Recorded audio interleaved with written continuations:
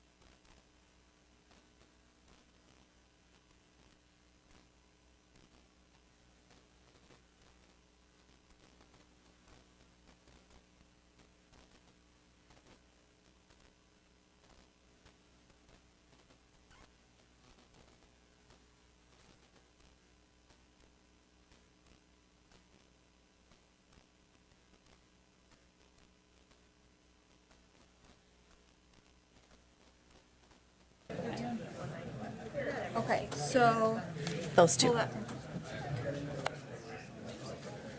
If you're on the council, you can feel free to sign in while we're doing other stuff up here.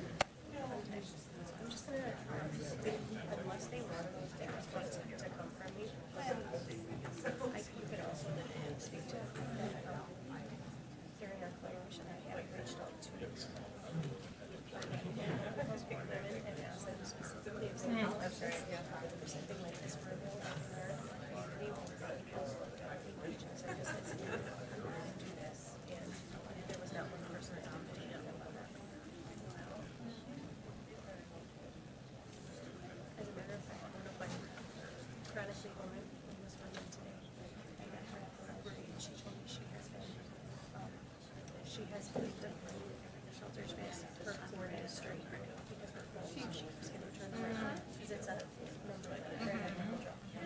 She's like, Tracy, I'm sleeping in this. I don't feel safe. I'm like, we learn from things. All right, everybody. It is just a little bit after 6:30, 6:32, and it is February 13th, 2024, and you are at a common council of the city of Wausau. Welcome, everyone. The first item on our agenda is the Pledge of Allegiance. Please join me. I pledge allegiance to the flag of the United States of America and to the republic for which it stands, one nation, under God, indivisible, with liberty and justice for all. All right, thank you. Next up, the clerk will take roll call.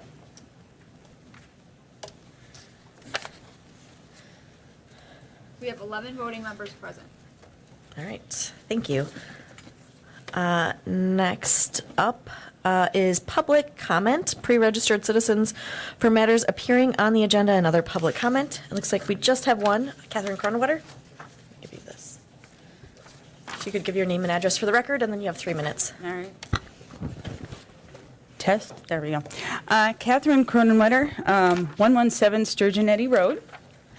My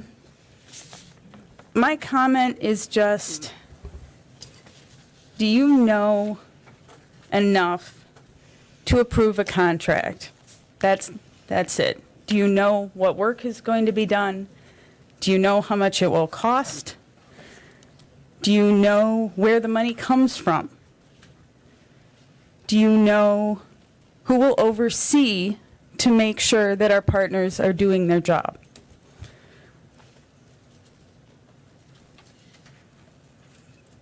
Did you have enough time to review the document you're approving tonight? Do you know who your partners are? What I know from watching the January meeting is that they questioned the motives of Alders, Killian, and Gisselman.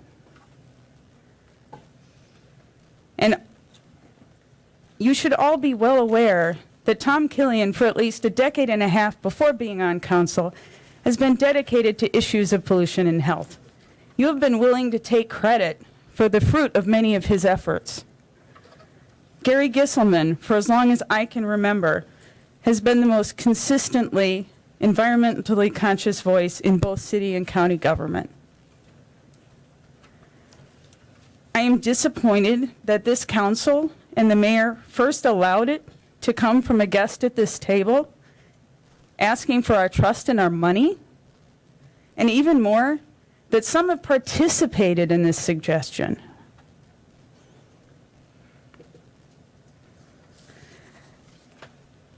What I know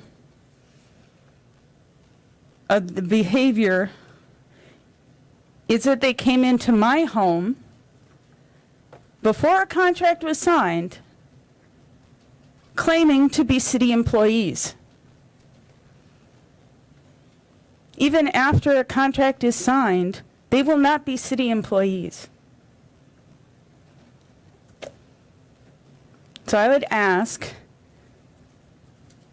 do you know enough to trust this project with our money and our homes and our water?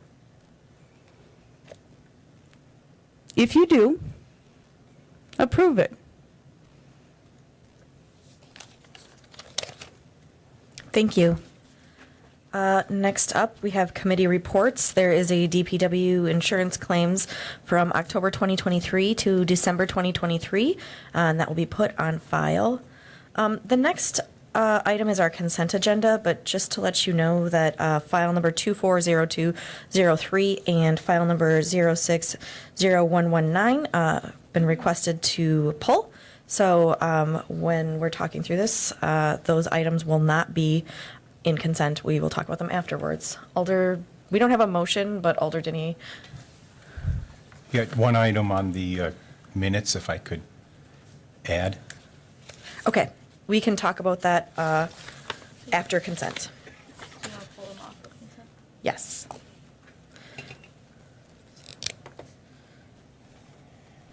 Alrighty, so we are looking at file numbers 240204 through file numbers 210311, and then file number 240108 for consent agenda. It looks like I have a motion by Alder Watson and a second by Alder Henke. Is there any discussion? I don't see any. You may begin voting. Motion passes 11-0. Thank you. All right, the first item that we will talk about from the pulled agenda will be the minutes, and that's file number 240201. These are minutes from January 23rd, 2024. I guess I would entertain a motion in a second. I have a motion by Alder Watson and a second by Alder Herbst. Is there any discussion? Alder Denny. Thank you, Mayor. Just one addition, potentially to identify one of the registered speakers that presented to us last month.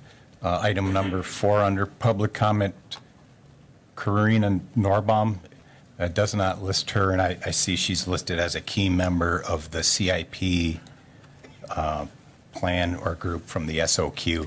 So I assume that's a paid position that should be identified as such. So I guess just identify her as a member of the CIP key member list. So I'm going to request maybe some thought from the city attorney. Since this is how she identified herself, and she is part of the engagement team, is this something that we update? And I'll let you speak, and then I see that. I'm not sure that I would recommend updating it in that way, that while that may be a truthful fact, if it wasn't brought out at the meeting, then you're adding things to the minutes that didn't occur during the meeting. You see what I'm saying? Yeah. So well, what she said at the meeting was recorded there. If there's something else we know about her that's not in there that wasn't mentioned at the meeting, I don't know that we should or could be adding that now. Okay. I see that Alder Rasmussen has a comment as well. Thank you. I guess just a point of clarification, my recall was that Ms. Norbaum identified herself as being from the Medical College of Wisconsin and not CIP. Yes. And she said she was speaking on behalf of Correct. Thank you. Alder Denny. And that is true. However, I don't think any alders had a copy of the SOQ at the time to have been able to connect the dots and know that she was also serving with CIP as a key member. Key member.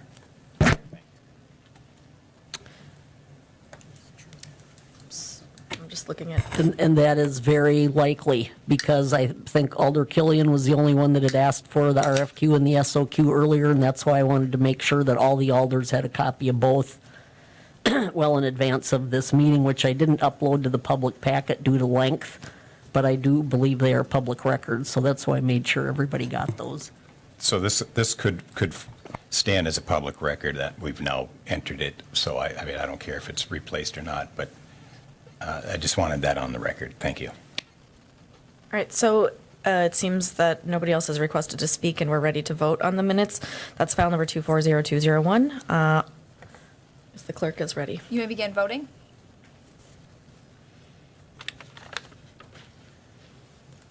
Motion passes 11-0. All right, thank you. Next up is file number 240203. This is a resolution from the Finance Committee authorizing the redemption of certain general obligation promissory notes. I would entertain a motion.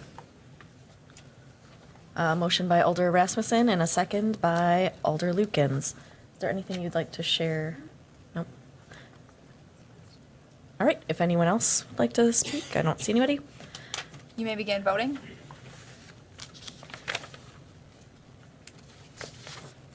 Motion passes 11-0. All right, thank you. Now we are on to file number 060119. This is a resolution from the Economic Development Committee approving consent to transfer, waiver of right of first refusal, termination of recorded deed restrictions, and recording set of revised deed restrictions for 6235 and 6335 Packard Drive for Vandy Enterprises LLC. I see Randy is ready to tell you what he wants to say about this. Thank you for the opportunity this evening. This was an item we brought to Economic Development Committee at last week's meeting. They had presented us with a right of, or a request to waive the right of first refusal, and that as we've been doing that over the last couple of years, we've been trying to update standard deed restrictions within the business campus. At that meeting, we were able to get approval or recommendation of approval on the right of first refusal. And with the deed restrictions, the committee asked us to work with the petitioner in order to come up with something that met both of our needs. We've been negotiating those deed restrictions up until today. Kind of came to an impasse on one item, so at this point, we want to just go forward with the waiver of right of first refusal. And if we can in the future, we could bring back those deed restrictions at another time. Just important that we move forward with this transaction and not hold that up. So the new resolution I passed out eliminates any discussion about deleting and adding new deed restrictions, simply waiving that right of first refusal. Okay, thank you. It looks like we have a motion and a second. I just want to clarify with the city attorney. Is it okay that we have the replacement amendment and we don't need to offer any other amendments? No, I think that's fine. Does anybody have any questions? You all received the updated copy from Mr. Pfeiffer before the meeting? Okay. All right. Okay, Thank good. you. All right, I'm not seeing anyone request to speak, so I think maybe it's You may time. begin voting. Motion passes 11-0. All right, thank you, everyone. Next up is file number 240202, mayor's appointments. These look to be largely reappointments for the Business Improvement District Board. We have Mary Gallagher, Mark McKinley, Rob Shepard, Rebecca Bearjar, and Mark Craig. I have a motion by Alder Watson and a second by Alder Martins. Is there any discussion? I don't see any. You may begin voting. Motion passes 11-0. Alrighty, next up is file number 240211. This is a resolution from the Public Health and Safety Committee to consider the conceptual idea of partnering with CW Solutions to operate a tailored two-phase transitional housing pilot program in Wausau. It looks like I have a motion by Henke and a second by Larson. I know that we have the chief here who has some things to say, I'm guessing. We also have our guests here. And we also have people who would request to speak. So do you want to speak before or after? Before? Okay. I'm going to just go start with you, Alder McElhaney. Okay. Well, I have quite a few questions. So if CW Solutions would like to come up.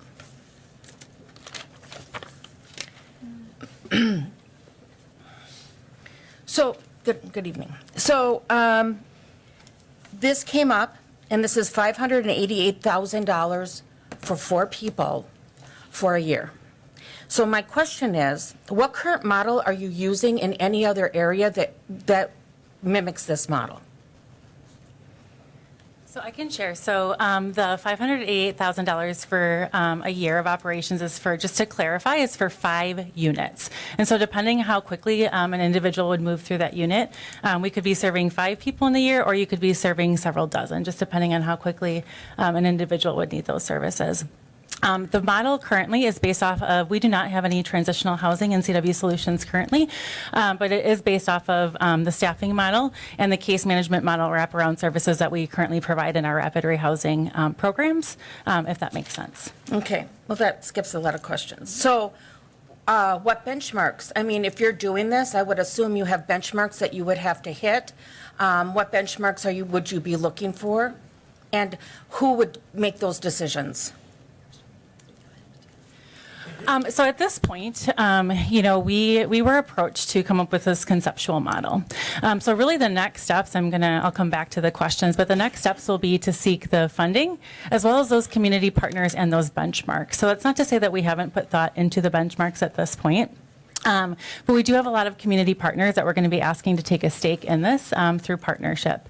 And so at this stage, our model of success is really based on, so our company mission statement is opportunity. And so the goal for this program, based on the individuals that will be in this program, is to provide them a safe space to make mistakes, right? So success for that person, as it would be getting through phase 1 and potentially phase 2. And for some folks, that might be repeating the time in that program, right?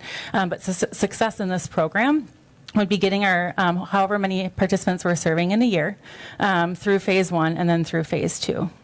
Okay, so I have some comments just on this, and I've done a lot of thinking and I've done a lot of talking, and I talked to our city attorney.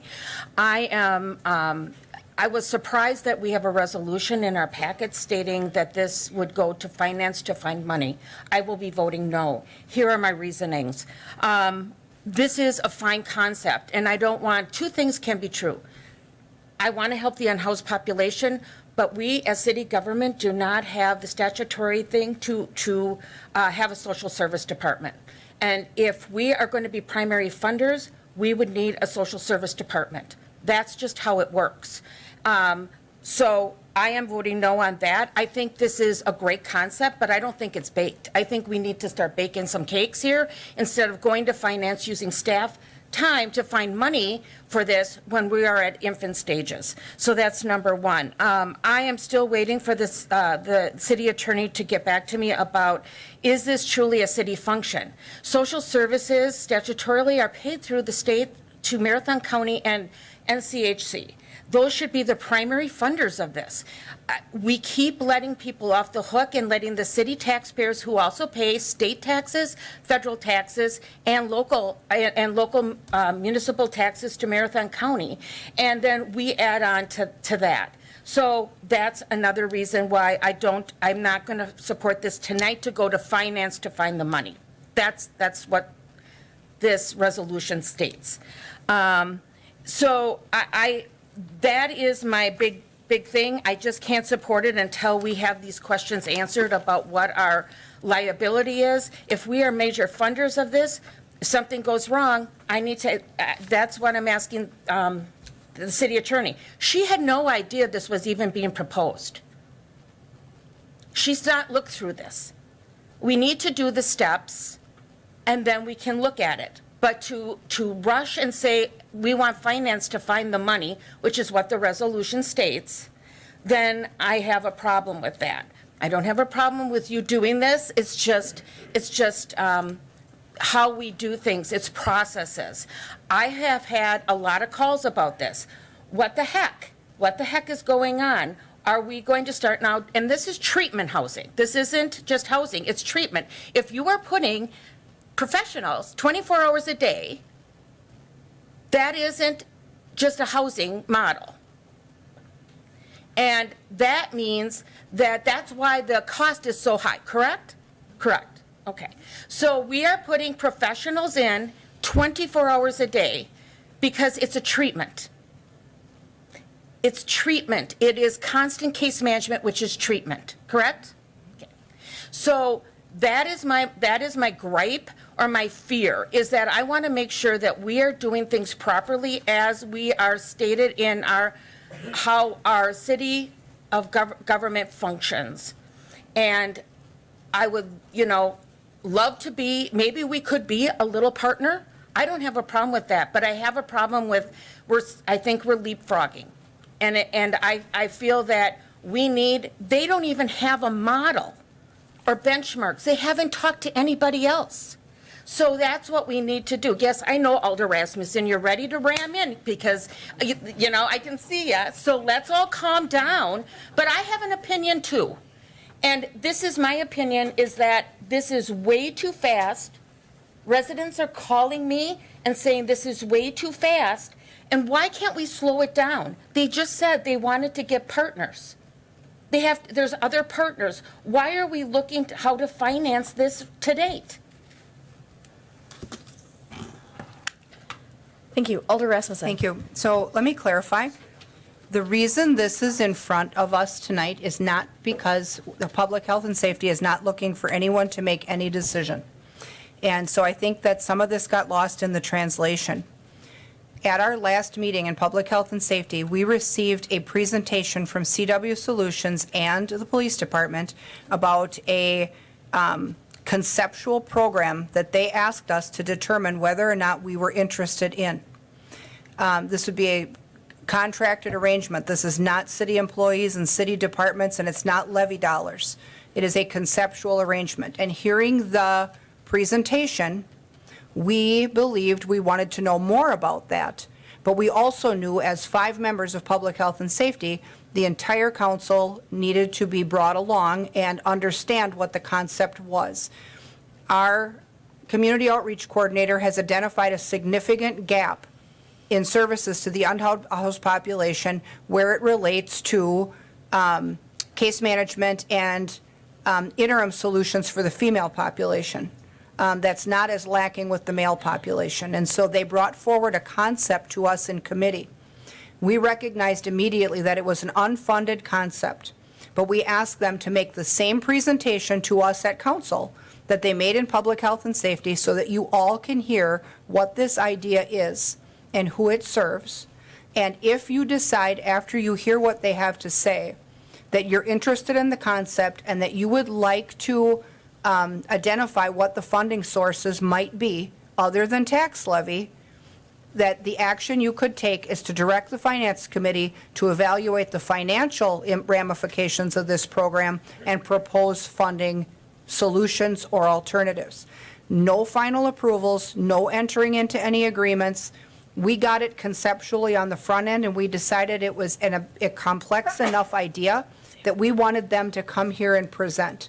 I also am surprised that there's a resolution in front of us. I thought we were going to entertain this as a presentation, let them say what they said to the committee, and if all of us agree that there's value in knowing more, then we would take the next step, which is to walk hand in hand with them in figuring out how this program would work and where we fit in it. We certainly would not be managing it. We don't run it. We don't employ the people. And we don't fund it with tax dollars. That was clear on the front end. So I think that we have the cart before the horse with the resolution, but we also have the cart before the horse with, we haven't heard what they have to say yet. So I think that we should take a step back, let them give their presentation. I think we also need to hear from our outreach coordinator. She has been working with our unhoused population now for a number of months, and she identified the gap in the first place. And we've talked about this in concept in Public Health and Safety, but our housing task force that addresses homelessness that's operated by the United Way has also had some interim discussions about this. So this is not a city project necessarily either. This could actually be a community project, but it's something that we all need to know more about just to gauge our interest. So if we could just take it down a little bit and let them tell us what this is all about, I think it will answer almost all of our questions before we just fire them questions one-on-one. So thank you. So I have 3 people who've requested to speak. Would you like to speak now, or would you, okay, Alder Larson. Thank you, Madam Chair. My main concern was not the conception of this, but, and the reason why I'm surprised to see it as a resolution in front of us tonight. The reason why I've voted to forward this to council was because of the cost. I didn't feel comfortable moving this forward with the cost being $1.5 to $2 million a year. And when, you know, and that is why I voted to move this forward to council. I'm not against what they're trying to do. I'm not against what, it certainly is needed in the city, but we don't need to burden the taxpayers with that kind of money. Thank you. Thanks. Alder Gisselman. I can wait till after the Okay. presentation. Alder Dinney? Sure, I can wait. Okay. We just cleared you, so we'll just remember that you're allowed to speak 3 times, technically. All right. I think we're ready for your presentation. Thank you for joining us. Good evening. I'll start off by sharing some information, which is how this came about. Here are things we know at the police department. We know that our unhoused population is growing faster than we're housing people. We are not at a functional zero.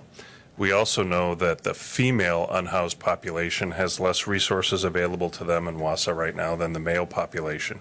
We also know that the female population is being victimized in very horrible ways on a daily basis here, and that's just not okay in the city of Wausau. So what we ended up doing is saying, what is the gap? What is the gap between someone being housed in the shelter, in the warming center, and working with Tracy and being housed in an apartment, and recognizing that many of the people being housed in that apartment are not ready to be housed in an apartment, and individuals who are seeking shelter at the warming center don't have the resources available to them to have Tracy house them. So those are our chronic individuals who are out on the street, and the life that they're living is a travesty, and it shouldn't occur in Wausau. So how do we get them, and how do we fill that gap and get people who are living outdoors and in the shelter to be able to be housed, to be able to start making steps toward improving their life?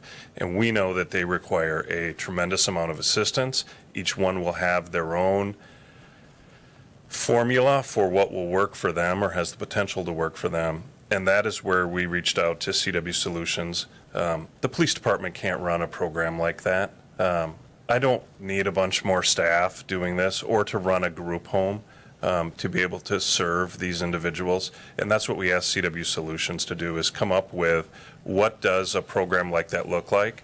And my request to them was not to come up with all the benchmarks and what success looks like, although we've had lots of conversations about that, but was to say, put together a reasonable budget that allows us to hire professionals to do professional work to help these individuals move forward. And that is what you have in front of you. That's multiple meetings and sitting down and spitballing ideas on what this might look like. It is a lot of money, but I will also tell you that in order for us to scale that, if it's successful, and to scale it to serve the rest of that community that's living outdoors right now and really struggling and not appropriate for Tracy to house, is going to be very expensive. Nowhere in this process is the expectation that the city is going to fund a $600,000 a year program. But before I, as your chief of police, or anyone else that I have stewardship over, is going to go meet with community partners and try and build momentum to fund this, I would expect that the city would want to be a partner in that. To what degree, I don't know. But before we move forward and start asking people to partner with us, I would like your support to say you'd like to be a partner in this yourself. And that's where we're at right now. I don't think every blade has been sharpened to answer every single question, but we're also in uncharted territories. I spent 80% of my day over the last 2 days addressing nothing but homelessness issues, and I don't feel like we're moving the ball forward, but that doesn't mean we're going to quit. And so in an attempt to get, whether it be other government entities to partner with us, foundations to partner with us, the state to partner with us, the federal government to partner with us, to try and find out if this would work and are we able to get to a functional zero. That was the goal setting here, and that's what we set out to do. I feel very good that it's a professional plan. I feel the likelihood of success is high. It's definitely higher than where we're at right now, which is we're not making progress with that population. So this started in the police department. CW Solutions has been a great partner. They've worked with us along the way, and they haven't had a penny for the hours and hours and hours they've put into this project, designing and developing this. So I appreciate them, and I appreciate the work they've done. And I think Tracy can speak a little bit about that gap and the individuals she's not capable of serving and the impact on the community. And then maybe CW Solutions can talk about the program and answer any questions you might have. Good evening, and thank you for the opportunity to just talk briefly about some of the data surrounding our female population.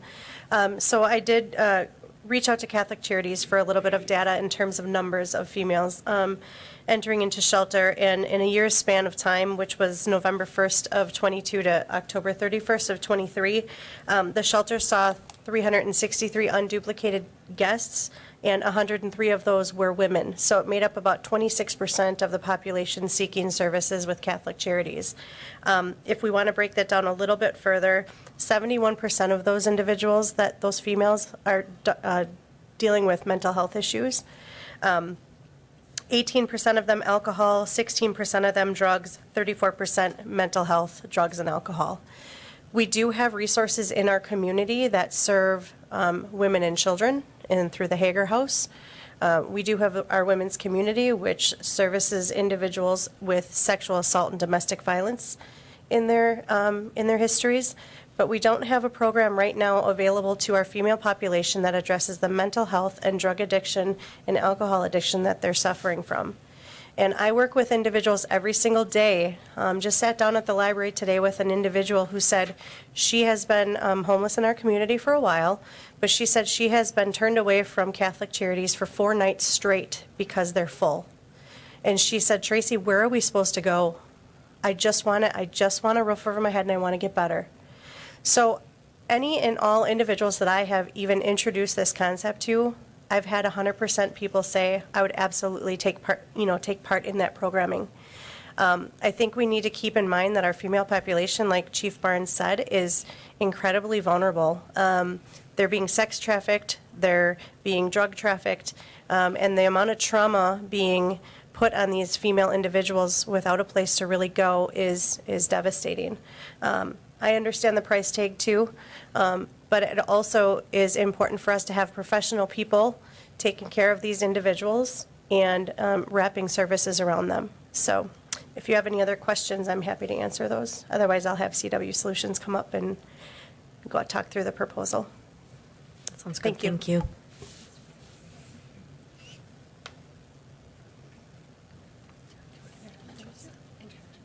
Hi, I'm Beth Larson. I'm a program manager with CW Solutions.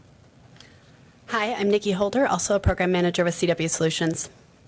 And Melissa Walsh, also a program manager with CW Solutions. Thank you. Thank you so much for allowing us to kind of talk about this conceptual idea.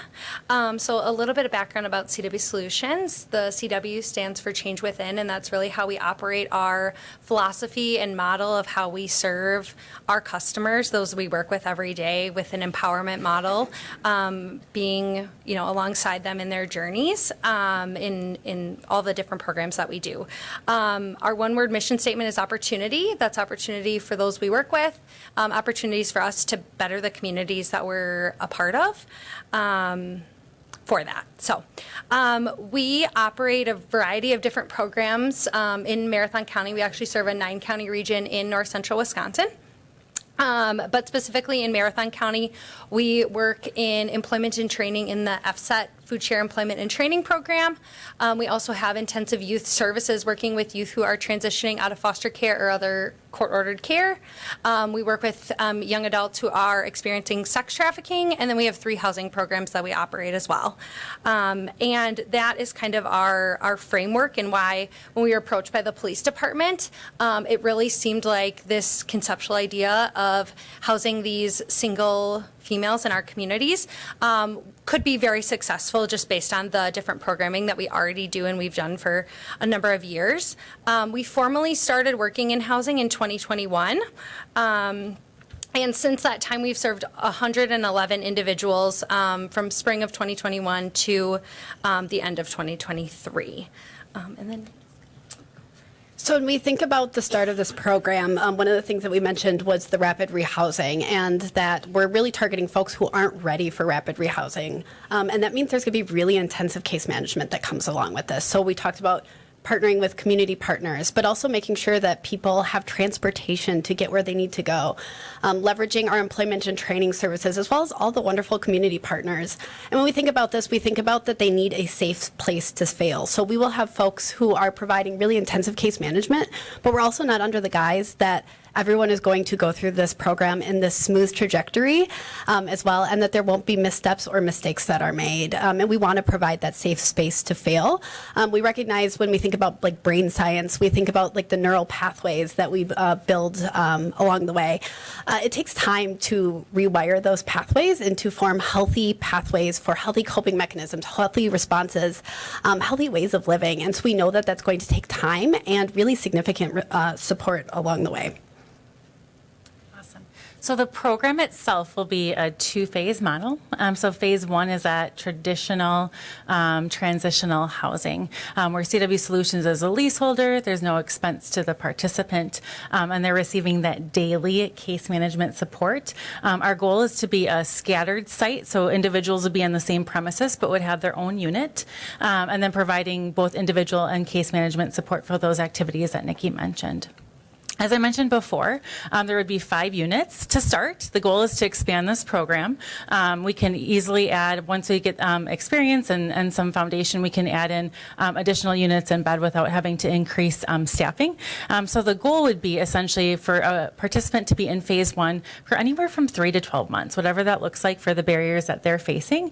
And then we don't want to just put them back out on the street, right? We want to have them participate in the phase 2, which is more of that, if you're familiar with like a rapid rehousing model, where they would have their own unit, preferably on site.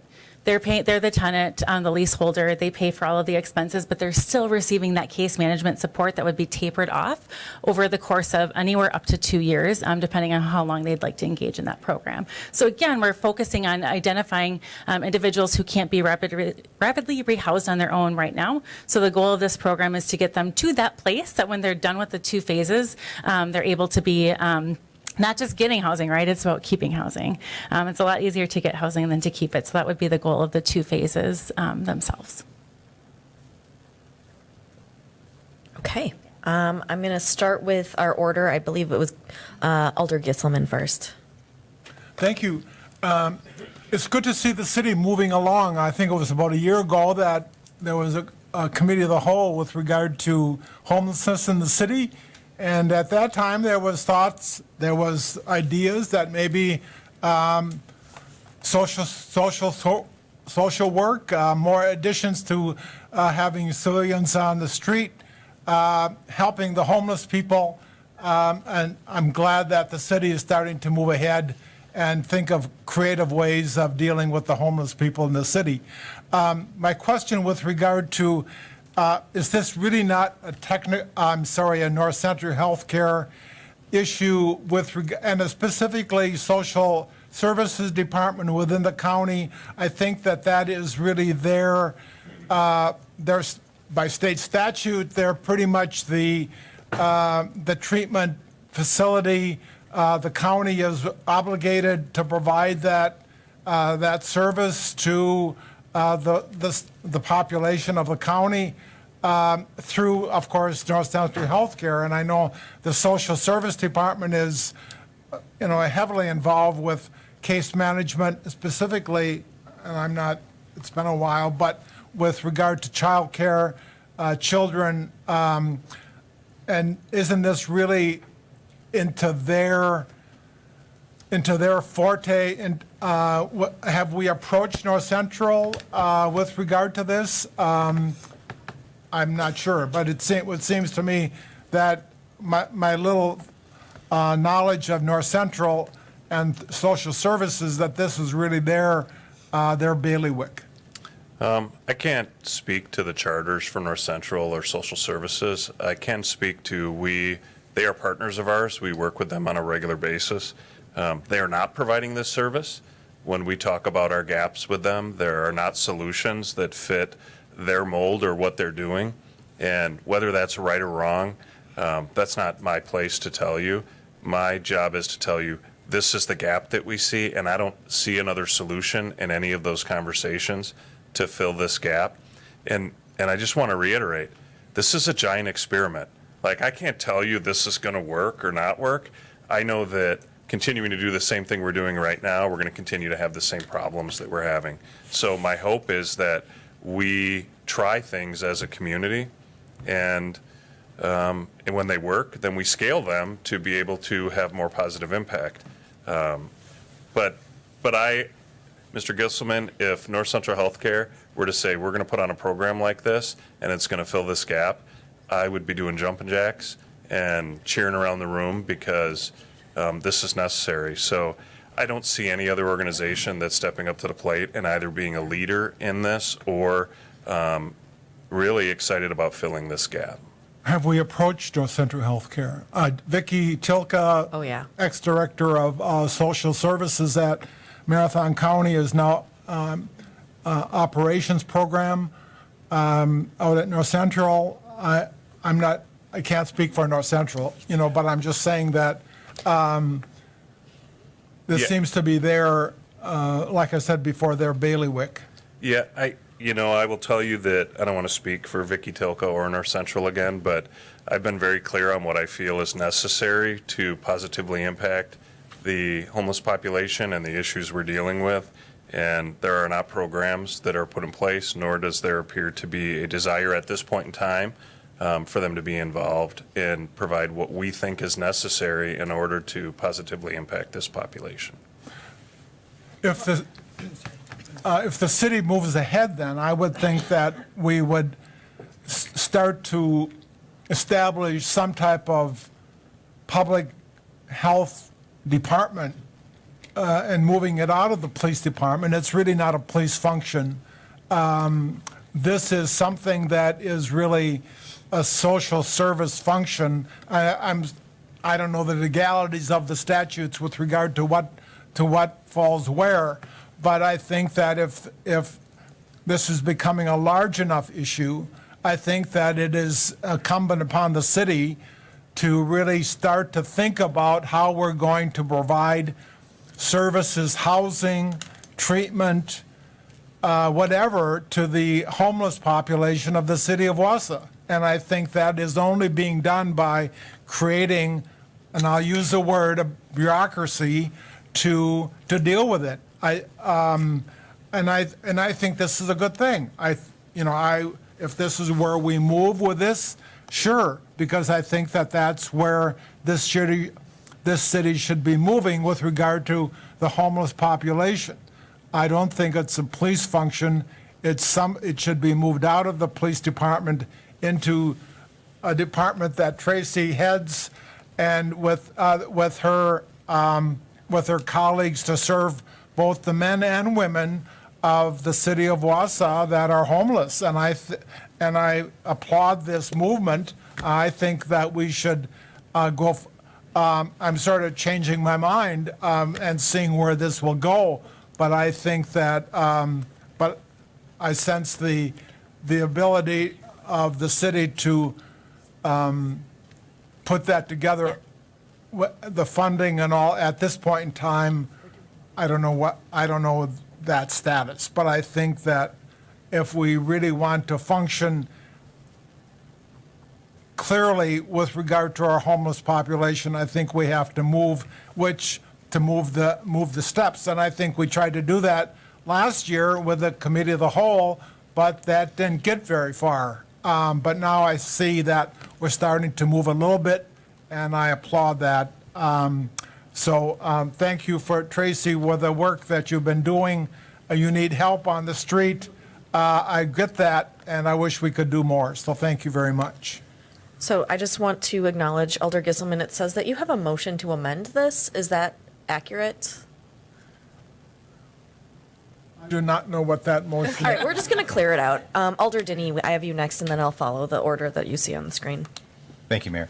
And I guess without repeating, I will echo what Alder McElhaney and Alder Gisselman said. In particular, this is just one item in this arena of needs of services out there that we've identified through the community of the whole. Time and time again, we've talked about these things, and it frequently comes back to the county's responsibility to do more, and we've asked, and we need to continue to put that pressure on the county, and I would agree with that. But I have a question that was brought up.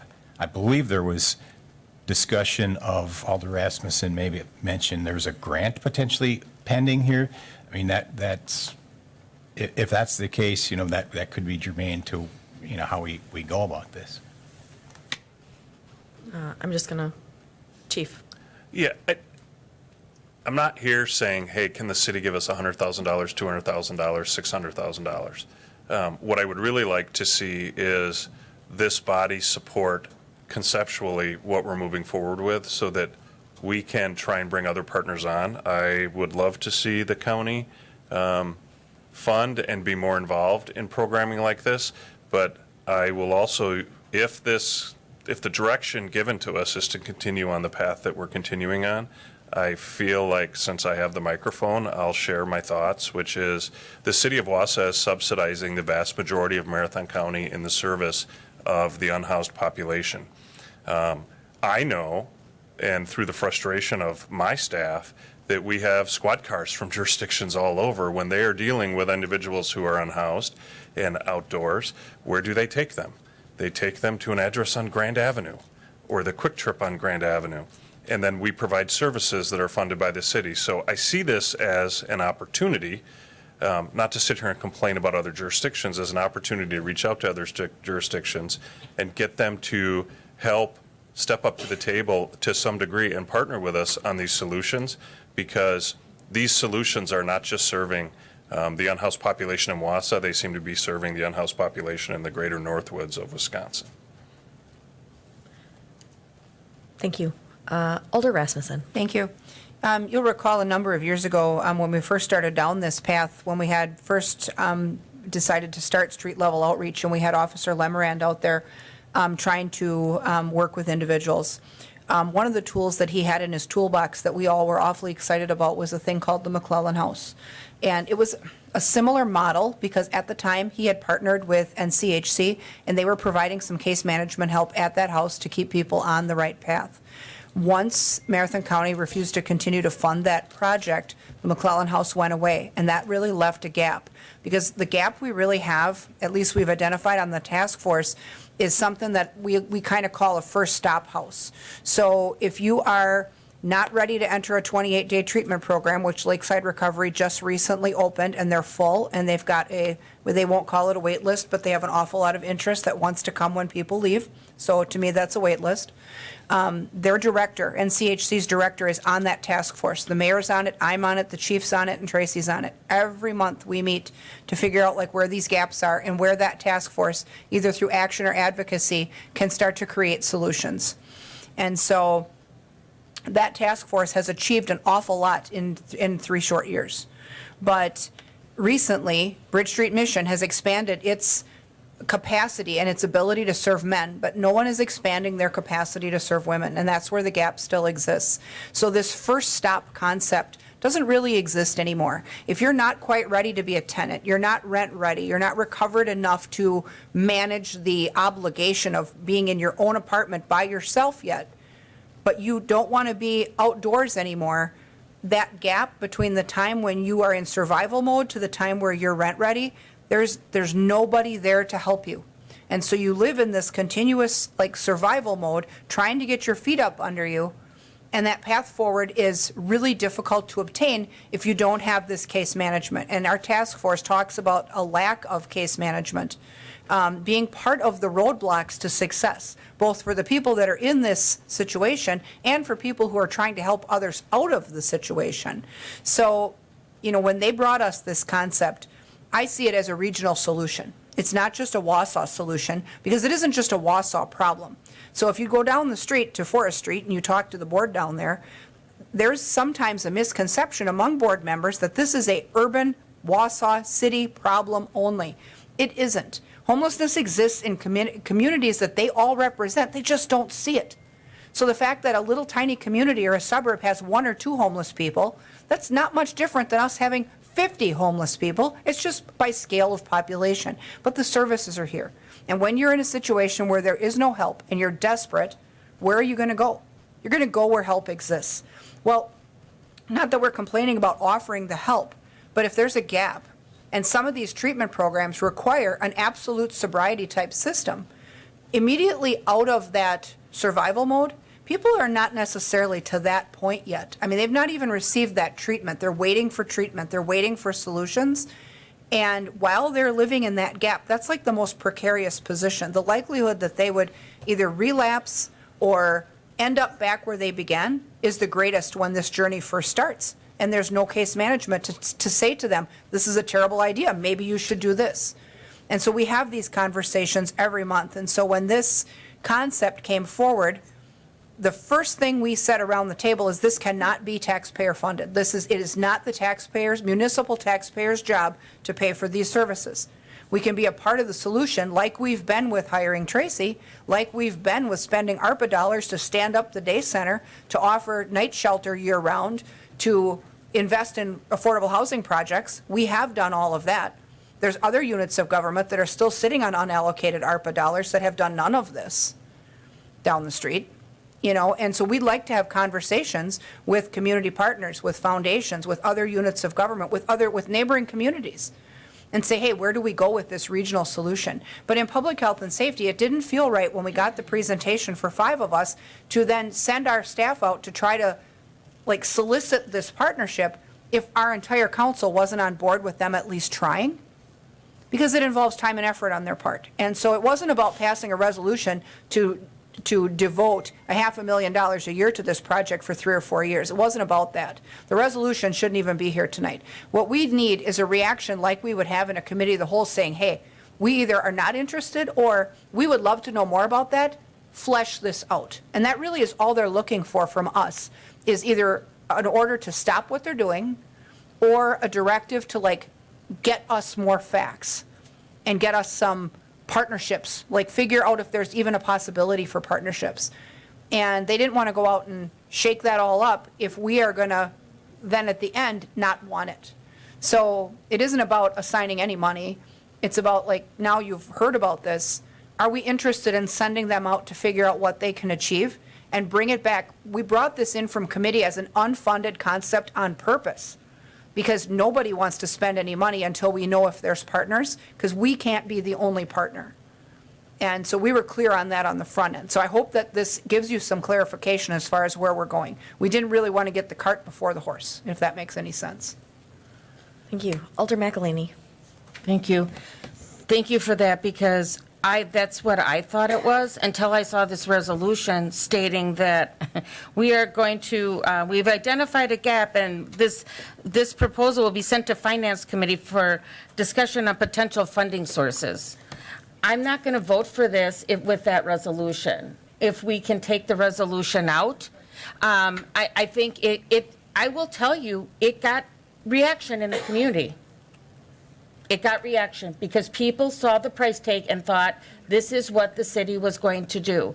My interest is that I still need, just like Alder Rasmussen said, that we need facts. I still need to get clarification from the city attorney regarding what our position could be statutorily. I think we definitely go to NCHC. I don't care if they say no 15 times, because the public needs to know they're saying no.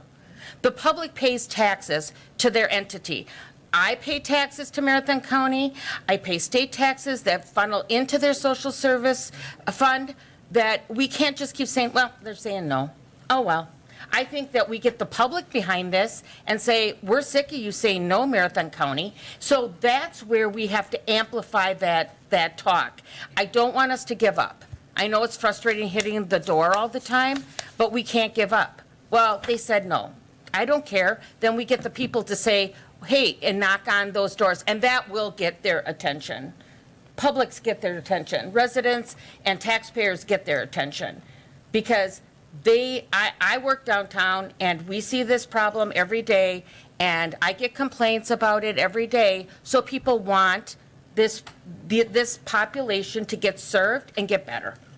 So if we can take this resolution out and make it as like a committee of the whole to state, we are interested, but this cake needs to be baked. We need more information, and that's what I was trying. We need a lot more information. We need legal opinions. We need to know what we're doing. We need to know what model, what the benchmarks would be, what would a success look like? What does a failure look like? Because you're going to have failures and you're going to have successes. But we have to make sure that we temper everybody in the communities, that they're not going to think this is a solve-all. It's not going to be a solve-all. None of this work is a solve-all.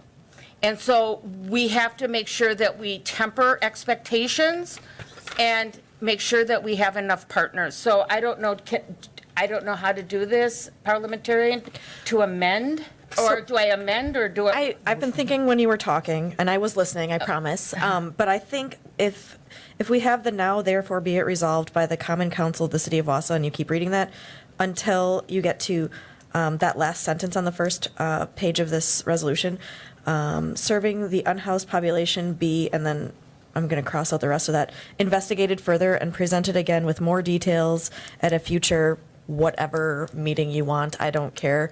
Could it be a committee meeting, this meeting, a committee of the whole? Right, and I would like to add in there that to continue discussion with partners, including Marathon County and CHC, whatever partners, but I would add that in. Can you press your amend button, please? Did it go? Yep. Okay. With an understanding that that partners, other community partners will be engaged. Is that enough, or do you Well, I want more? would like including Marathon County and CHC. I want those two specifically because I believe that they need to be called out. Okay. All right, we're gonna type this up quickly because we'll need a second before we continue talking.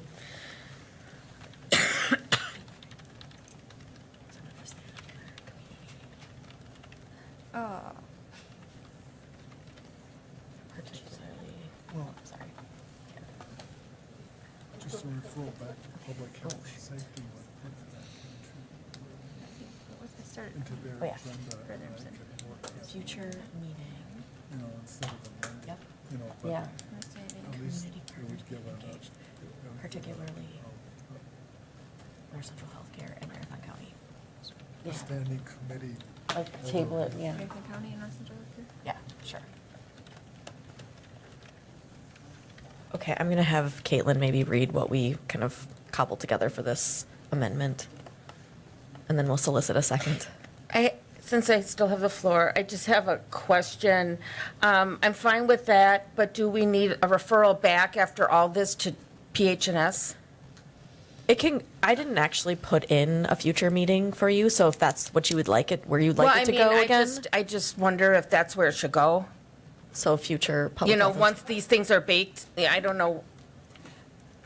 We would take it in that committee, absolutely. Okay, Or it should all right, have a so standing- that's what we'll put in That'd the specific Should have a standing amendment. committee. And then Caitlin will read it, and hopefully it makes grammatical sense, in addition to actual sense. Sorry, you have to type live. It's okay. You're doing a great job.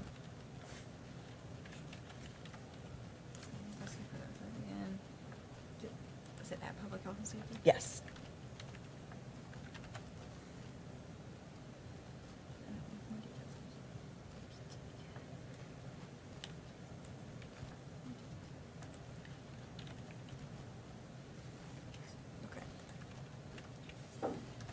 Okay, so motion to, let's go back up to the top here.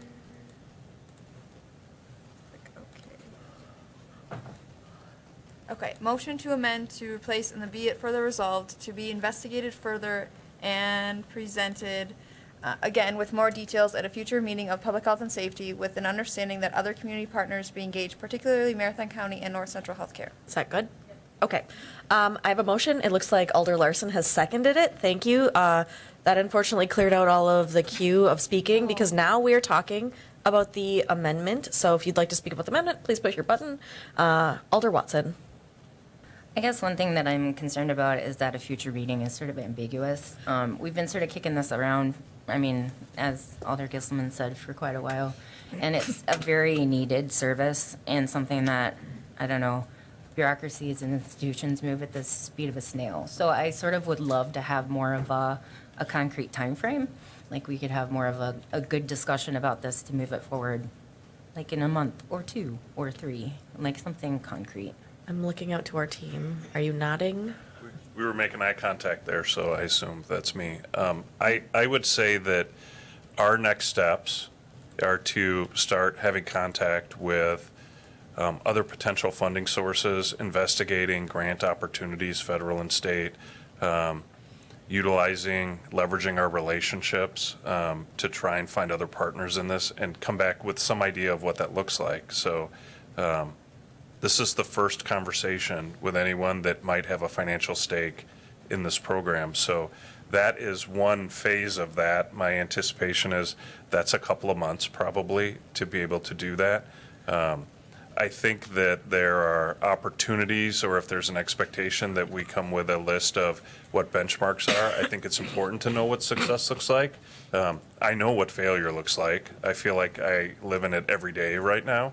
And so I know what that looks like, and we can, if that is something that you would like to see brought back to a committee, I think that's low-hanging fruit for us to be able to identify. And there are more robust conversations and probably working materials that that add additional detail to what this program will look like. That work's already been done because I've seen much longer documents. So we can bring that forward in a much more robust way to whatever committee you'd like. Do you think by the end of Q2 of this year is too aggressive? That would be probably the end of June. No, I think we... Or before. Welcome to come before. Right. I think at least by that time, my anticipation is we'd be prepared, and we'll at least know whether we have good partners or whether we don't. And that will give us an opportunity, or the mayor or myself or whomever, to have contact with, again, with other organizations and departments within the county government to find out if they have some desire to partner with us on this or provide this service. So I'm looking to the person who made the amendment and the seconder. If we put the time limitation of by the end of Q2, is that good for you? Q2, so it'll be by the end of June. Does that sound good? Okay. All right, we'll just add that in. All right, Alder Larson, you're next. Thank you, Madam Chair. I guess I would like to see also, before this comes back to this committee, some solid funding, so we know who our partners are and how much it's going to be. I just, as I said earlier, I'm uncomfortable as much as this is needed in this community.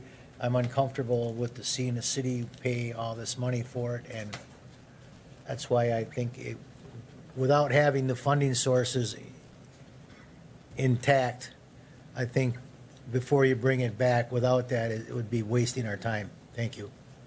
All right, so that'll be part of the assignment. Okay, nodding. Alder Lukens.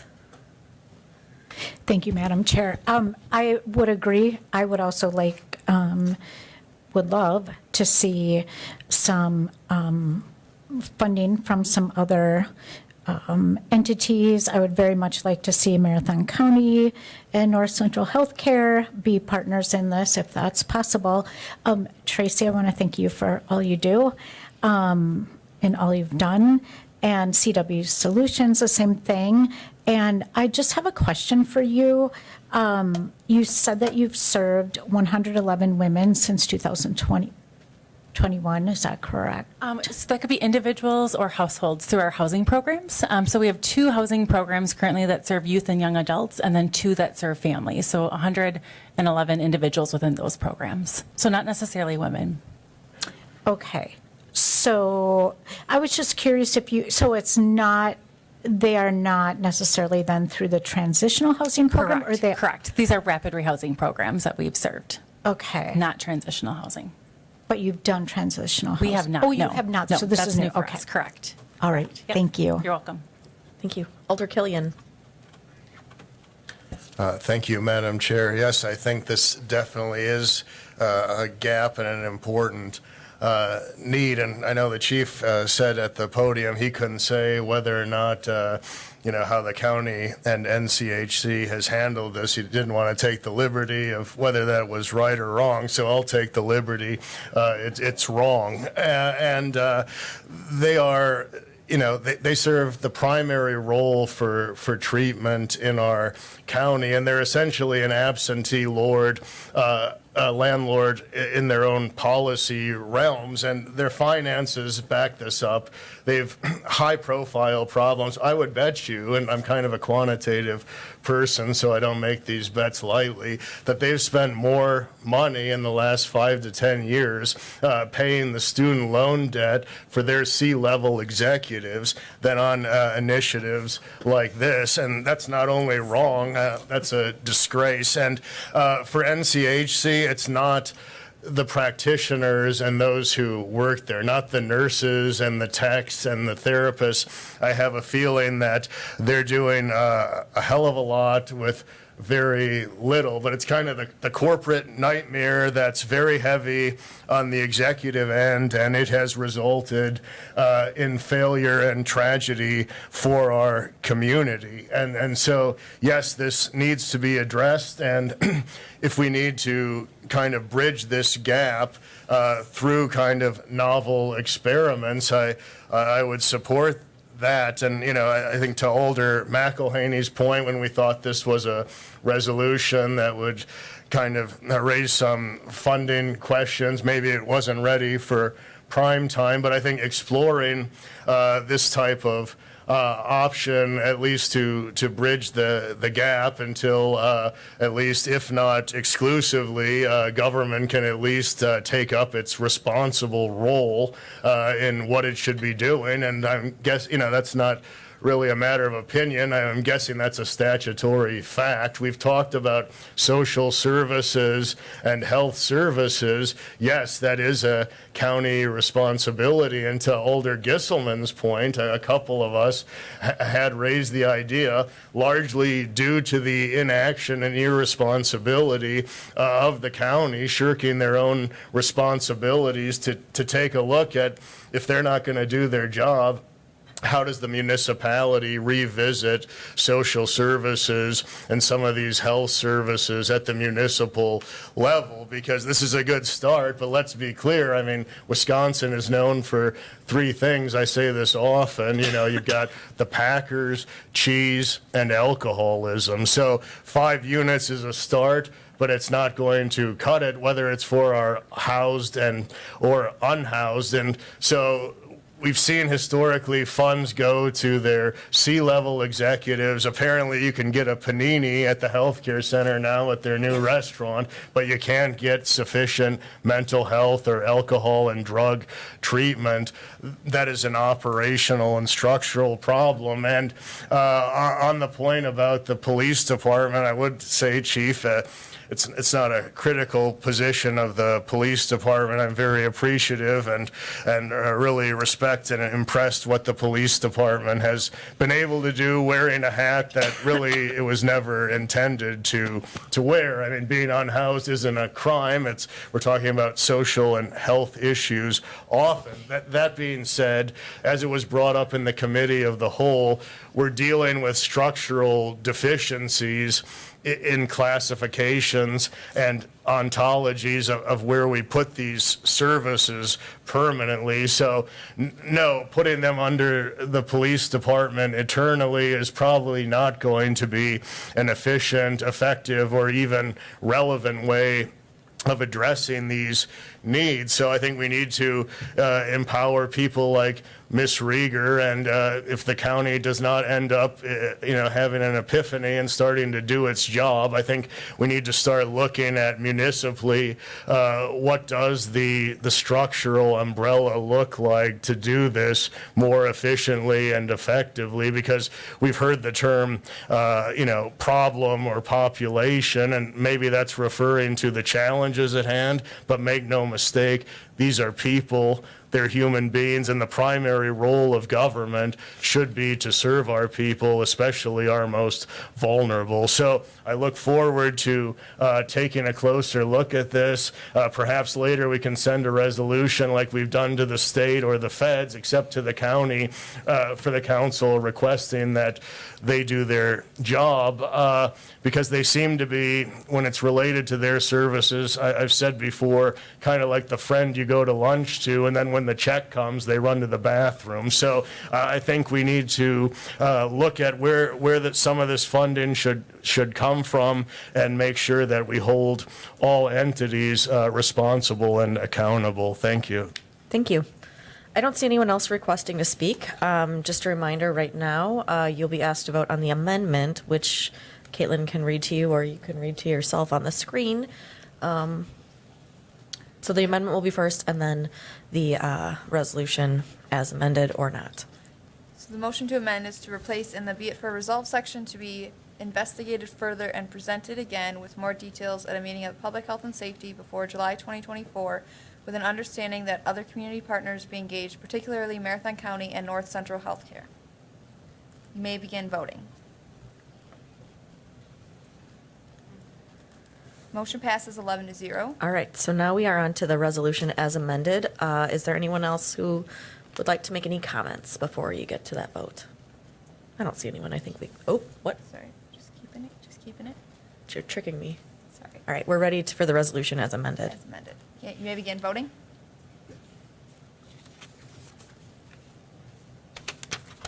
Motion passes 10-1 as amended. All right, thank you. Okay, we are now on, thank you very much. We are now on to file number 190921. This is a resolution from the Economic Development Committee approving an addendum to the development agreement with Foundry on Third, Phase 1 LLC. I do have a motion by Elder Henke and a second by Elder Watson. Don't know if anybody would like to give a spiel. No? Okay. But if anyone here would like to speak, it's now your opportunity if you'd like to. But I don't see anybody waiting in the wings, so I think we're ready to vote. You may begin voting.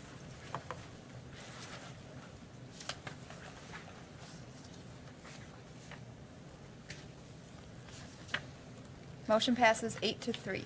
Okay, thank you. Next up is a request to suspend the rules. That is Rule 6B filing and Rule 12A referral of resolutions. This does require a 2/3 vote. I have a motion by Elder Watson and a second by Elder Herbst. This is non-debatable. You may begin voting.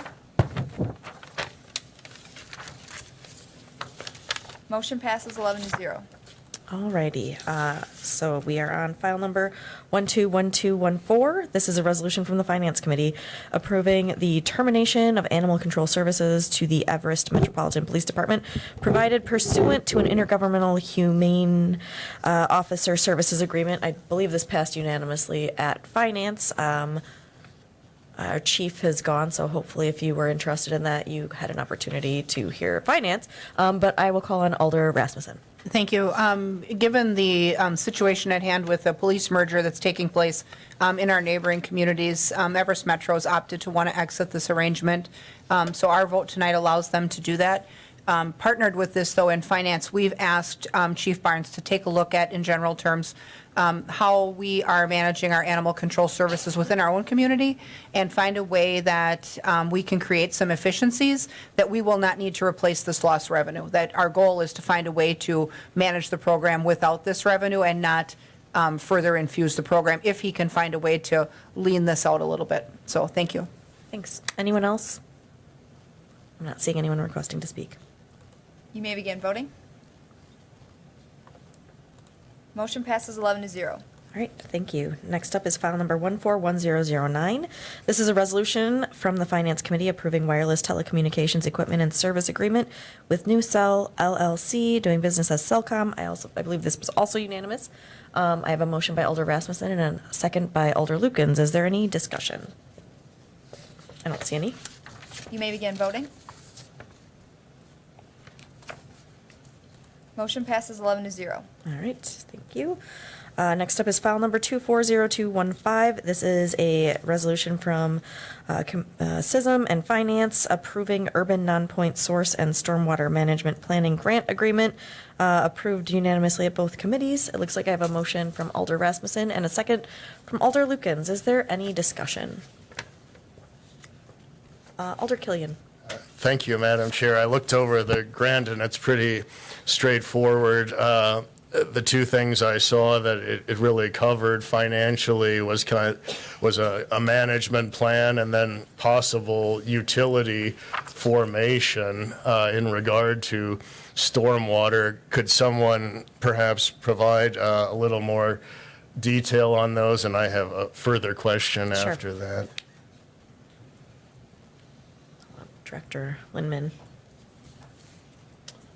Yeah, this is really for a stormwater management plan. I do think that the grant is available if somebody wants to start a stormwater utility as well. I think that's a portion of the grant that municipalities might be eligible for. Thank you. I saw it in there actually as a component of this grant. So any ideas on the city front right now? No, I mean, as far as developing a stormwater utility, or? Oh, sure. I mean, we're applying for a grant that involves, in part, utility formation concepts. Anybody have any ideas, or is it just kind of carte blanche? Let's get the money and take the wild ride and see where it goes. Does anyone have any objectives or strategies? No, I mean, it's been discussed at CISM a couple different times about diversifying revenue, to establish a stormwater utility within the city. But there's been no specific action to move that forward at this point. Yeah. Thank you, and I'm less interested in action than thoughts internally of, has it been discussed, what may be possible concepts, if there's going to be a utility, is there going to be any thoughts on public-private endeavors, any element of privatization, diversification of revenue streams? I mean, is that all kind of a blank slate right now? Yeah, I mean, I know that the city took it up, I think, in 14 or something. So there is a report on file as far as a concept of the city establishing its own stormwater utility, just like it has its own wastewater and own water. But I don't know the history of that. I think it didn't pass. I think I don't know if there was a referendum or something. It just didn't go anywhere. And so that's been brought up again a few times at CISM and stuff, but there hasn't been anything concrete.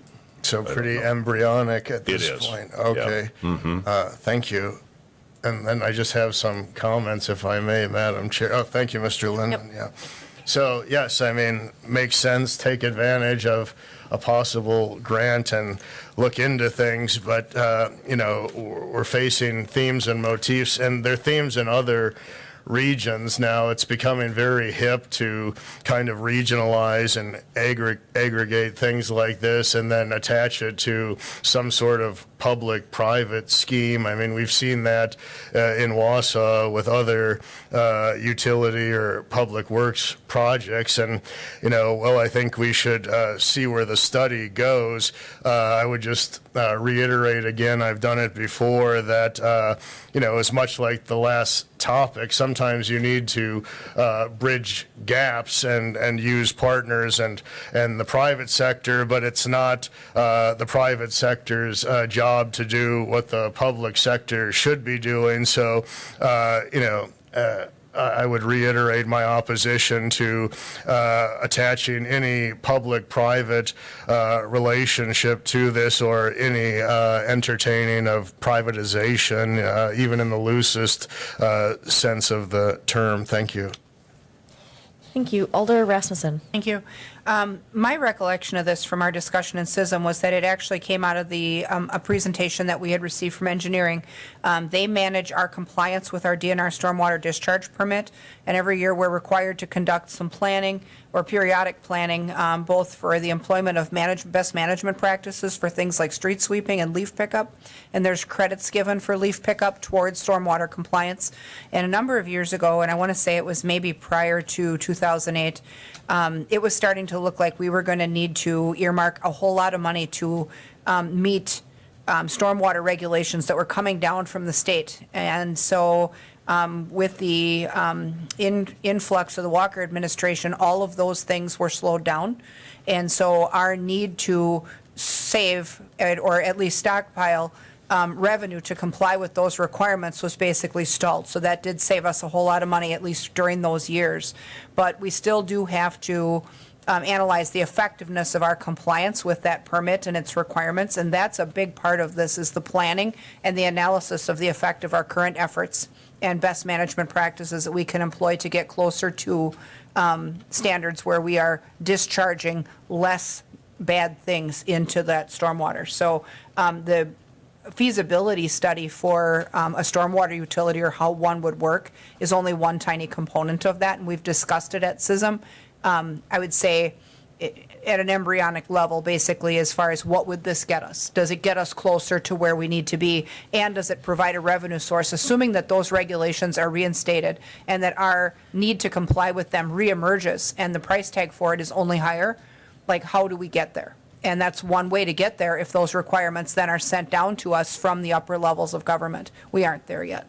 But at least in our discussion in CISM, the grant will help us with the rest of the planning too. Alder Killian.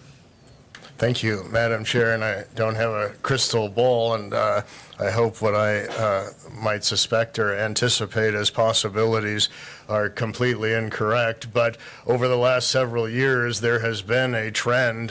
You can see it in Milwaukee. There's a report from 2019 about the Great Lakes Basin and using private financing for large-scale green infrastructure. That was actually co-authored by Corvius. But the trend has been to involve private capital, private financing, and private partners. So while this may in the future turn out to be completely unrelated, I just wanted to state on the record, I think we should keep many of the government's responsibilities and duties, the government's responsibilities and duties. Thank you. Thank you. I don't see any other requests to speak, so I think we are ready to vote. You may begin voting. Motion passes 11-0. All right, thank you. We are now on to file number 231109. This is a resolution from the Finance Committee approving the 2024 budget modification for Short Street construction. I think this was another unanimous from Finance. It looks like we have a motion from Alder Rasmussen and a second from Alder Watson. Is there any discussion? I don't see any. You may begin voting. Motion passes 11-0. All right, thank you. Next up is file number 231215, resolution approving the final form of master partnership agreement between the City of Wausau, Wausau Waterworks, and Community Infrastructure Partners, LLC, for lead service line replacement and related infrastructure work.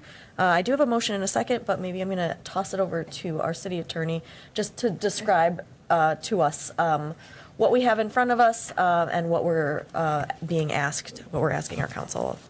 All right, so council, you'll recall on December 19th, you approved the contract, but then following up with that, we wanted some more open records, open meetings references, and you all seem to be in a vote consensus over that. We brought it back on January 23rd on a motion to reconsider, which would have reopened everything, which failed on a vote of 3-8. So it's not reopened back to where it was on December 19th. But we still needed to complete the final language of the contract. So you have a clean copy in your packet, and the only, you'll see the draft is 2/9/24. The last one was from 11/23/23, I believe. And the only paragraphs that were changed would be 2.1 2.3, let me see what page that's on so I can call your attention to it.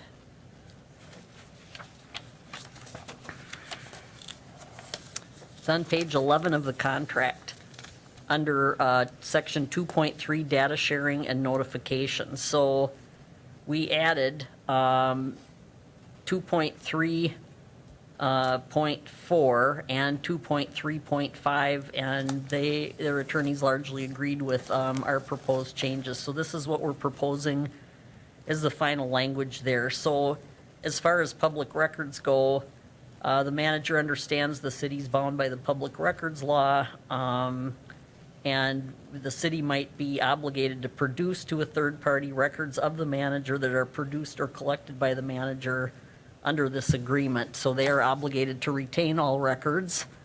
They added that their records and other documents produced in their ordinary course of business are not subject to such disclosure. And then I wrote paragraph 2.35, with regard to any public information or public participation meetings held by the manager, including but not limited to project bid contractor information sessions, the manager will share relevant details with the city, and the city will post notice as required by the law. Additionally, there shall be provided on the city's official website the posting of such meetings on the city's calendar by the city, and the city shall provide a link on its website to the manager's website, as well as post regular updates on the city website. And the managers shall post regular updates to their website, Equiflow, also with regard to the project. So the resolution before you is to seek approval for the final form of the contract this evening. Thank you, Mayor. All right, thank you. Alder Denny. Thank you, Mayor. I guess a couple of questions on procedures here, and we heard one of our public speakers talk about the notice, I guess primarily to us, but also to the public.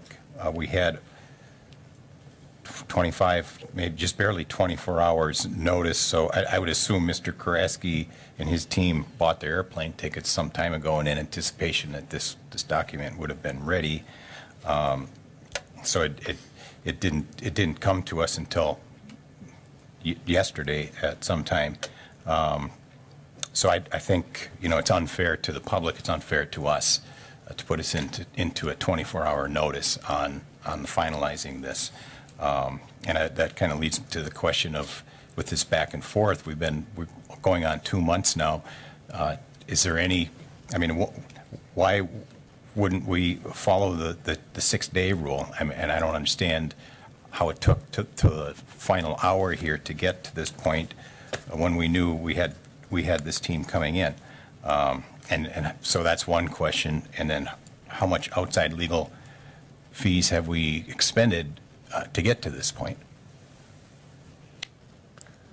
So I'm going to turn it over to the city attorney to talk through that. I spoke to outside counsel, Quarles and Brady, once for maybe less than an hour. Haven't received a bill for that yet, so I don't know if other people in the city have spent money on this project, but in terms of, you're just talking about attorney's fees, not costs. Well, I guess you could wrap in your time. I assume you've been working on this Yes. pretty heavily, sure. Yes. I can't quantify the hours I've spent on this project, but I don't have a current bill for any legal services on this. Like I said, we're just always trying to get everything to the clerk in time for the council packet as best we can, and we're dealing with outside folks. We don't always have total control over that. That's why I got my memo down in the SOQ and the RFQ right away for the packet, hoping that I would have the final contract language before the meeting tonight. So if people want more time to look at it, I suppose you could postpone it to the next regular council meeting in 2 weeks. That's always an option. But that's the way it shook out. And you can require, I suppose, our council rules do require that everything be in the packet at least 6 days in advance of a council meeting, which doesn't often happen. And so that's why we suspend the rules. on the agenda, so I think it's properly agendized, but you can certainly postpone it for consideration to a later meeting if you don't feel you've had enough time. Well, I'll definitely consider that, but, you know, the 6-day rule is there for us, it's also there for the public, and if something this significant, really, that should be a rule that we work through and we follow. Thank you. Alder Rasmussen. Thank you. So if I recall, the last meeting when we left this item, the remaining item that we had outstanding was a directive to the city attorney to continue to hammer out the transparency piece that she needed us to clarify. And it feels like with what she read to us that she's created here, that we've cleared that hurdle. Like she's gotten to where we feel like we have a finished product. The rest of the terms, as far as the annual renewals and the performance indicators and the benchmarks and the, you know, other protections that were baked in there to begin with are still there.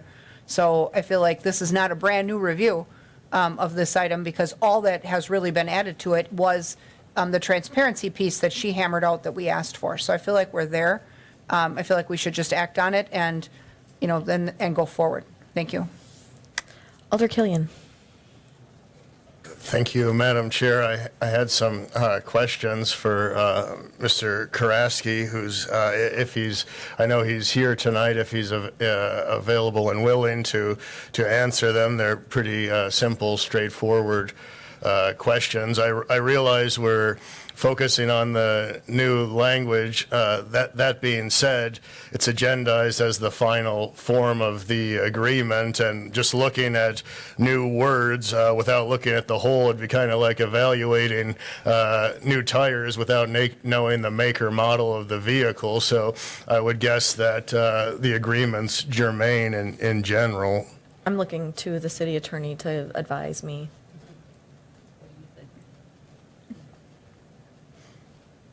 I mean, Does anybody have any objections to allowing Alder Killian to ask a question? all right. Thank you. And there, just for the record, 2 questions. I want to be fair here. So. Sure. So.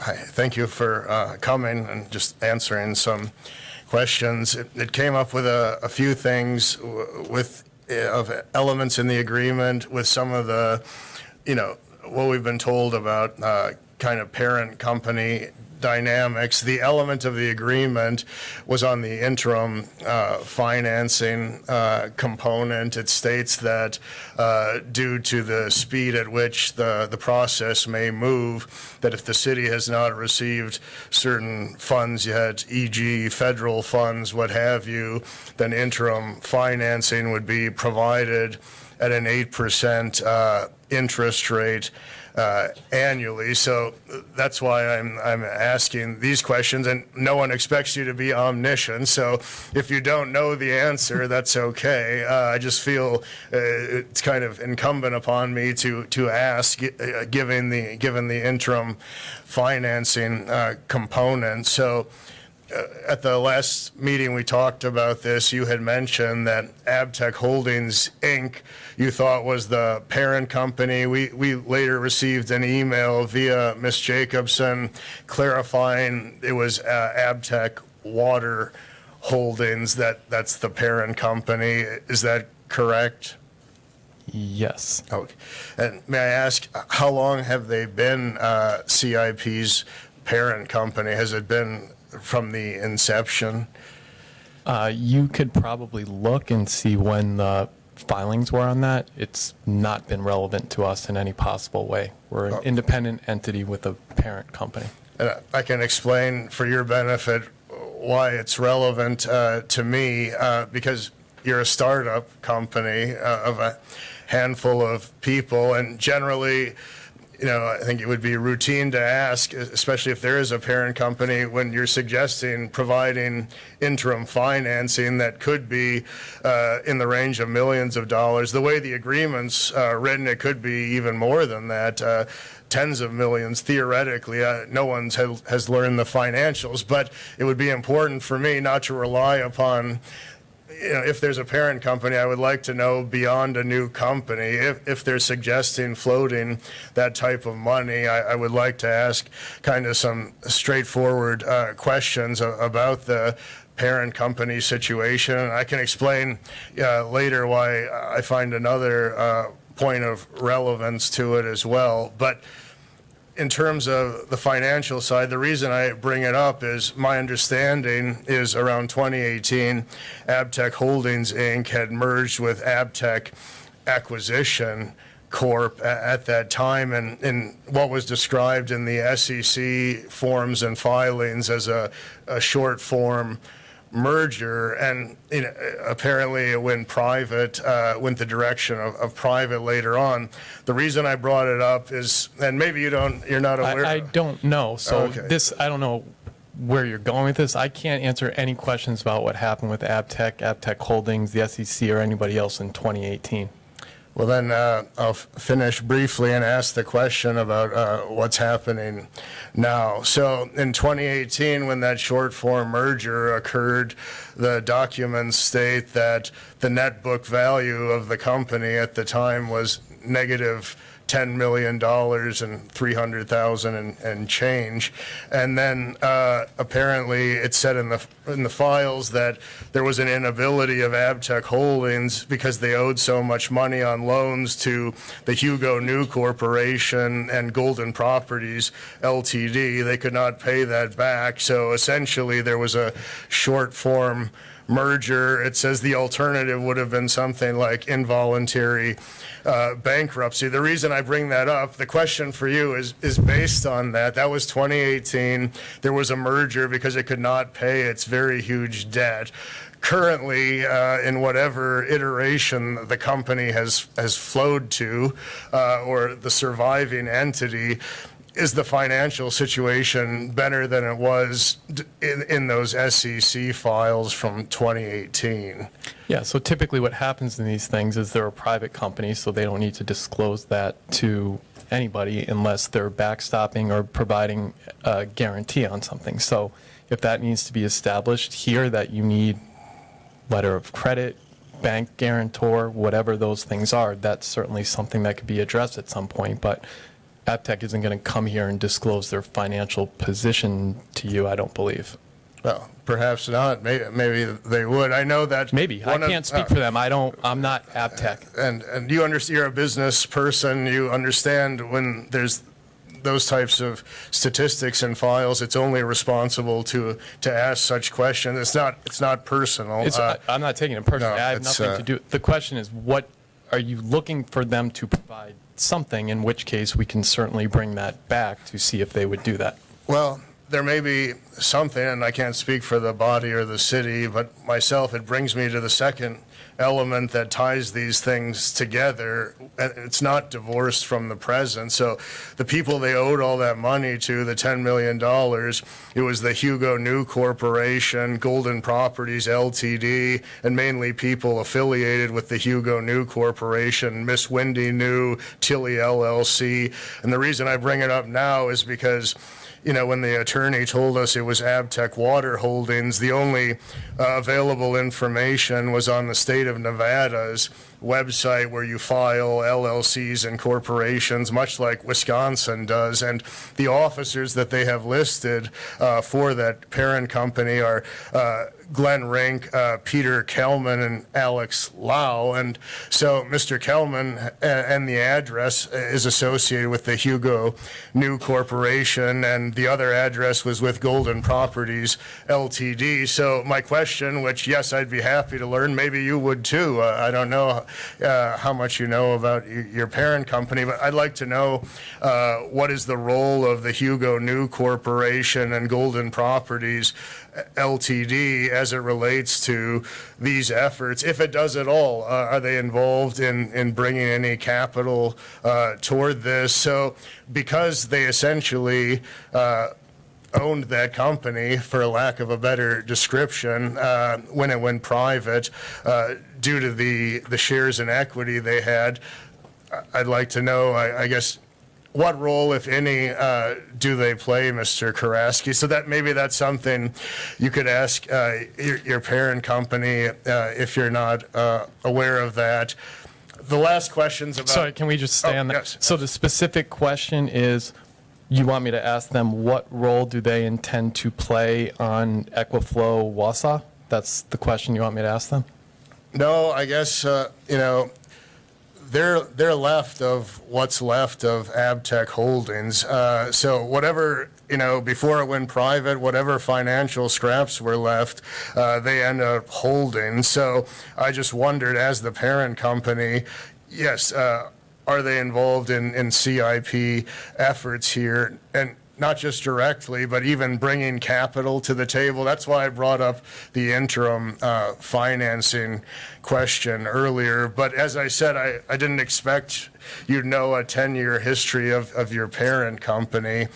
I do have only one question left with CBP3, which might be more relevant to your knowledge base. So it's often said that it was kind of created and endorsed or supported by the EPA. Could you be more specific as to which region of the EPA came up with that? Yeah, Region 3, when they did the Clean Water Partnership in Prince George's County. In Maryland, is that Yes, correct? sorry, Prince George's County, Maryland. No, and I'm not correcting you, I just don't... No, clarification, and yes. Could you be more specific as to who the individual was at the EPA that is credited with creating the CBP3 model? I think there are a lot of people, but Dominique Lukenhoff is one of the main creators of that, sure. Yes, in 2017, she received an award, and I think she said it in her own communications that she had created the CBP3. She does say that, yes, she does. Yes, Yes. and neither of us can, verify what she says, but it sounds like she had a big role in that. And so, one reason I asked about Hugo New Corporation is because I heard she left the EPA, and she's currently an executive vice president now for Hugo New Corporation. So it may just be a small world, but when I asked what role they had in this, it was because of the extensive financial ties with Abtech in the past, and then the fact that the whole center model stems from one individual who's currently an executive vice president with their corporation. So that's why I'd asked, and those are all the questions that I had. Sorry, I'm just struck, maybe I can't ask you, so. No, I'm fine, I'm just Madam curious Chair, what if the that's relevance okay. of Dominique Lukenhoff working for Hugo New is to anything that's happening in Wausau. Oh, how is that relevant? Yeah. The CBP3 model that this focuses on, she had created it, and when I had asked about the ties with Hugo New earlier financially, and I'd also asked about what their role in these projects may be, and apparently it may be none. It was just the overlap with the person that created the CBP3 model, now as an executive vice president of the company that essentially inherited the scraps of Abtech. So perhaps no direct relation, but you have to understand from a careful analysis, my question was just, was that happenstance, or has Hugo New played a role in this? None. And what's interesting, I'd be happy to have Dominique Lukenhoff be a representative of CIP and the CBP3 model as somebody who worked at the EPA and is considered very highly regarded in circles where this work that we're doing is relevant. She has not ever attended a meeting, been involved in any communication with us on anything. You're welcome to, I don't know what you want to subpoena her. You can do whatever you want, but we have no relationship with Dominique Lukenhoff whatsoever. I'm not an attorney, nor am I a gruff person. I have a monotone voice, so sometimes that throws people off. But I was just asking, because of the intimate history of Hugo New, I was just curious if there we was have no any... affiliation with Dominique Lukenhoff whatsoever. Okay, thank you. That's very helpful. You're welcome. Do you think I could take a stab at the financing, and maybe with the help of Marianne and Eric? But, I mean, we applied for the grant through the DNR, and we were awarded, what, 5.7 million? And that's the funding we plan on using. And we have only secured this for 1 year. So I don't, and like this body would need to approve of this every single year that we do this program. And I would assume that would include any kind of floating of funding or anything of that nature. Okay, I just got a nod, so I feel okay saying this all then. So that will be from government funds? Yeah, the DNR, bipartisan infrastructure law flowing through the state's revolving loan program. At an 8% annual? No. So I think that was one of the reasons why we were going to be meeting with the Utility Commission is to go over some of the details of this. That got canceled tonight, but we are going to be rescheduling another one.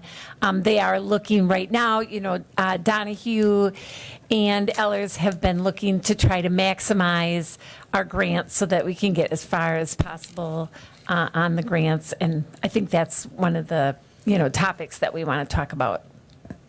But in the agreement, the interim financing was, I thought, referring to private capital. Yes. That's optional if the city needed it. If there was a delay in funding, the DNR funding is grant funded and any loan portion is 1/4%. So the relevance of that is at a certain point, the DNR's already backed up their loan closing to April at this point. So as we talked about last time, we'll continue to talk about, there's a very short construction season here. So you don't want to miss that in advance of if hypothetically DNR doesn't close this loan until June or July. We're not anticipating that at this point, but then the question comes, do you want to forego half a construction season at that point because you don't have the funds from DNR to get moving on the project?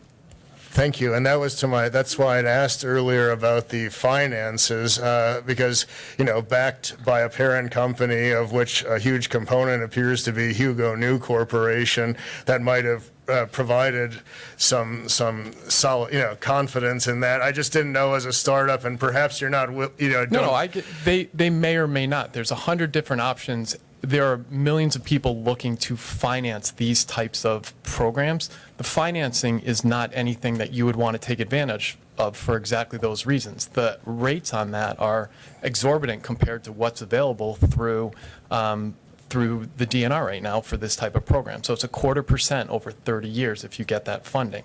So private capital doesn't really have a place other than a stopgap. So if that becomes a point, offline, if you want, we can name 10 places for you that are looking to fund these types of programs. There's sessions that they're having all the time on financing lead service line replacements. Nobody's taking advantage of those things because the rates that are happening in every state program right now are so low, private capital does not compete with those rates. Okay, thank you. Okay.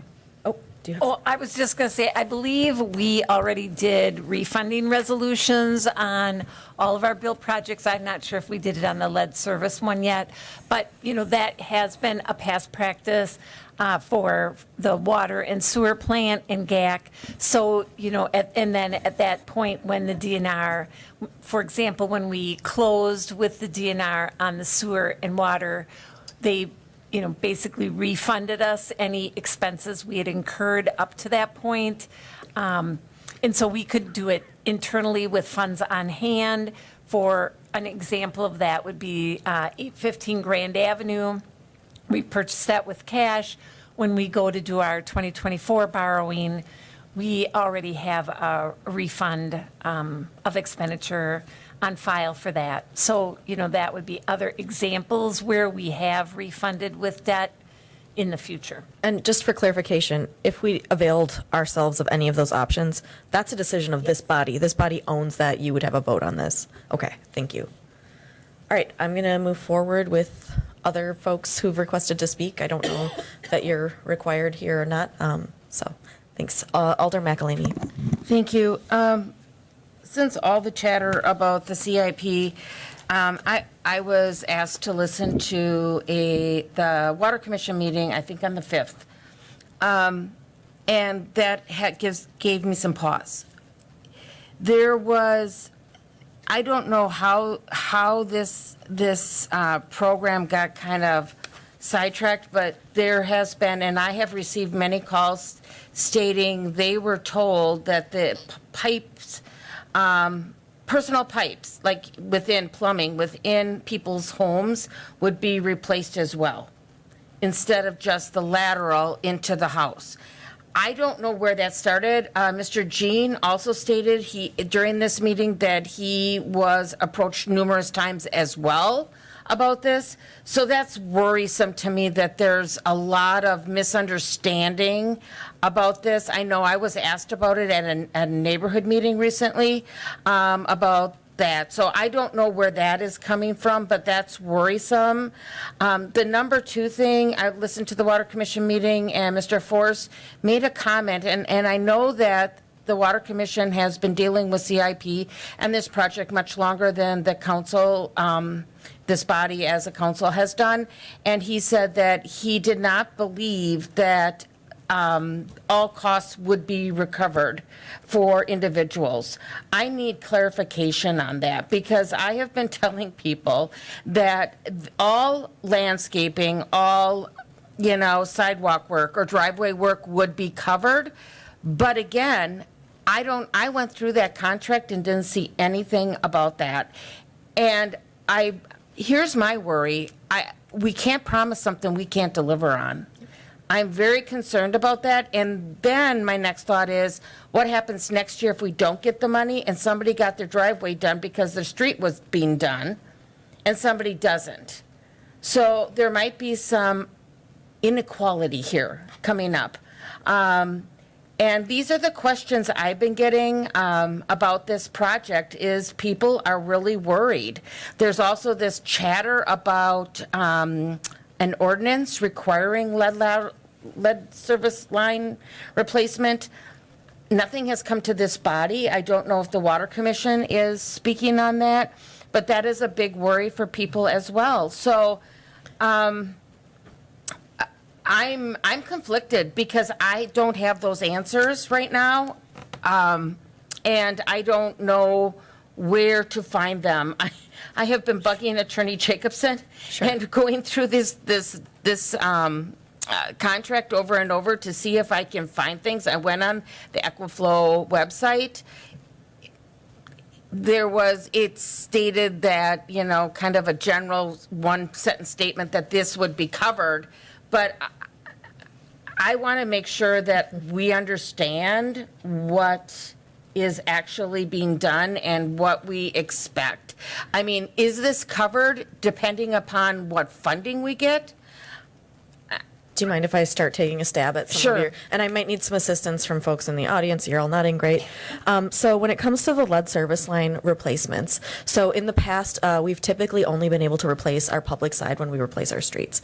And we've offered up our opportunity for our homes to replace their own. We've even had an experiment where we trained local plumbers that homeowners could call and make an appointment with. And often by the time they were notified that their house, their street was going to be torn up, the plumbers were already booked up. So this is kind of an effort to get around that by us approaching folks to replace the lead service line that goes from the curb stop into their home and the meter. So it's not every pipe in everyone's home.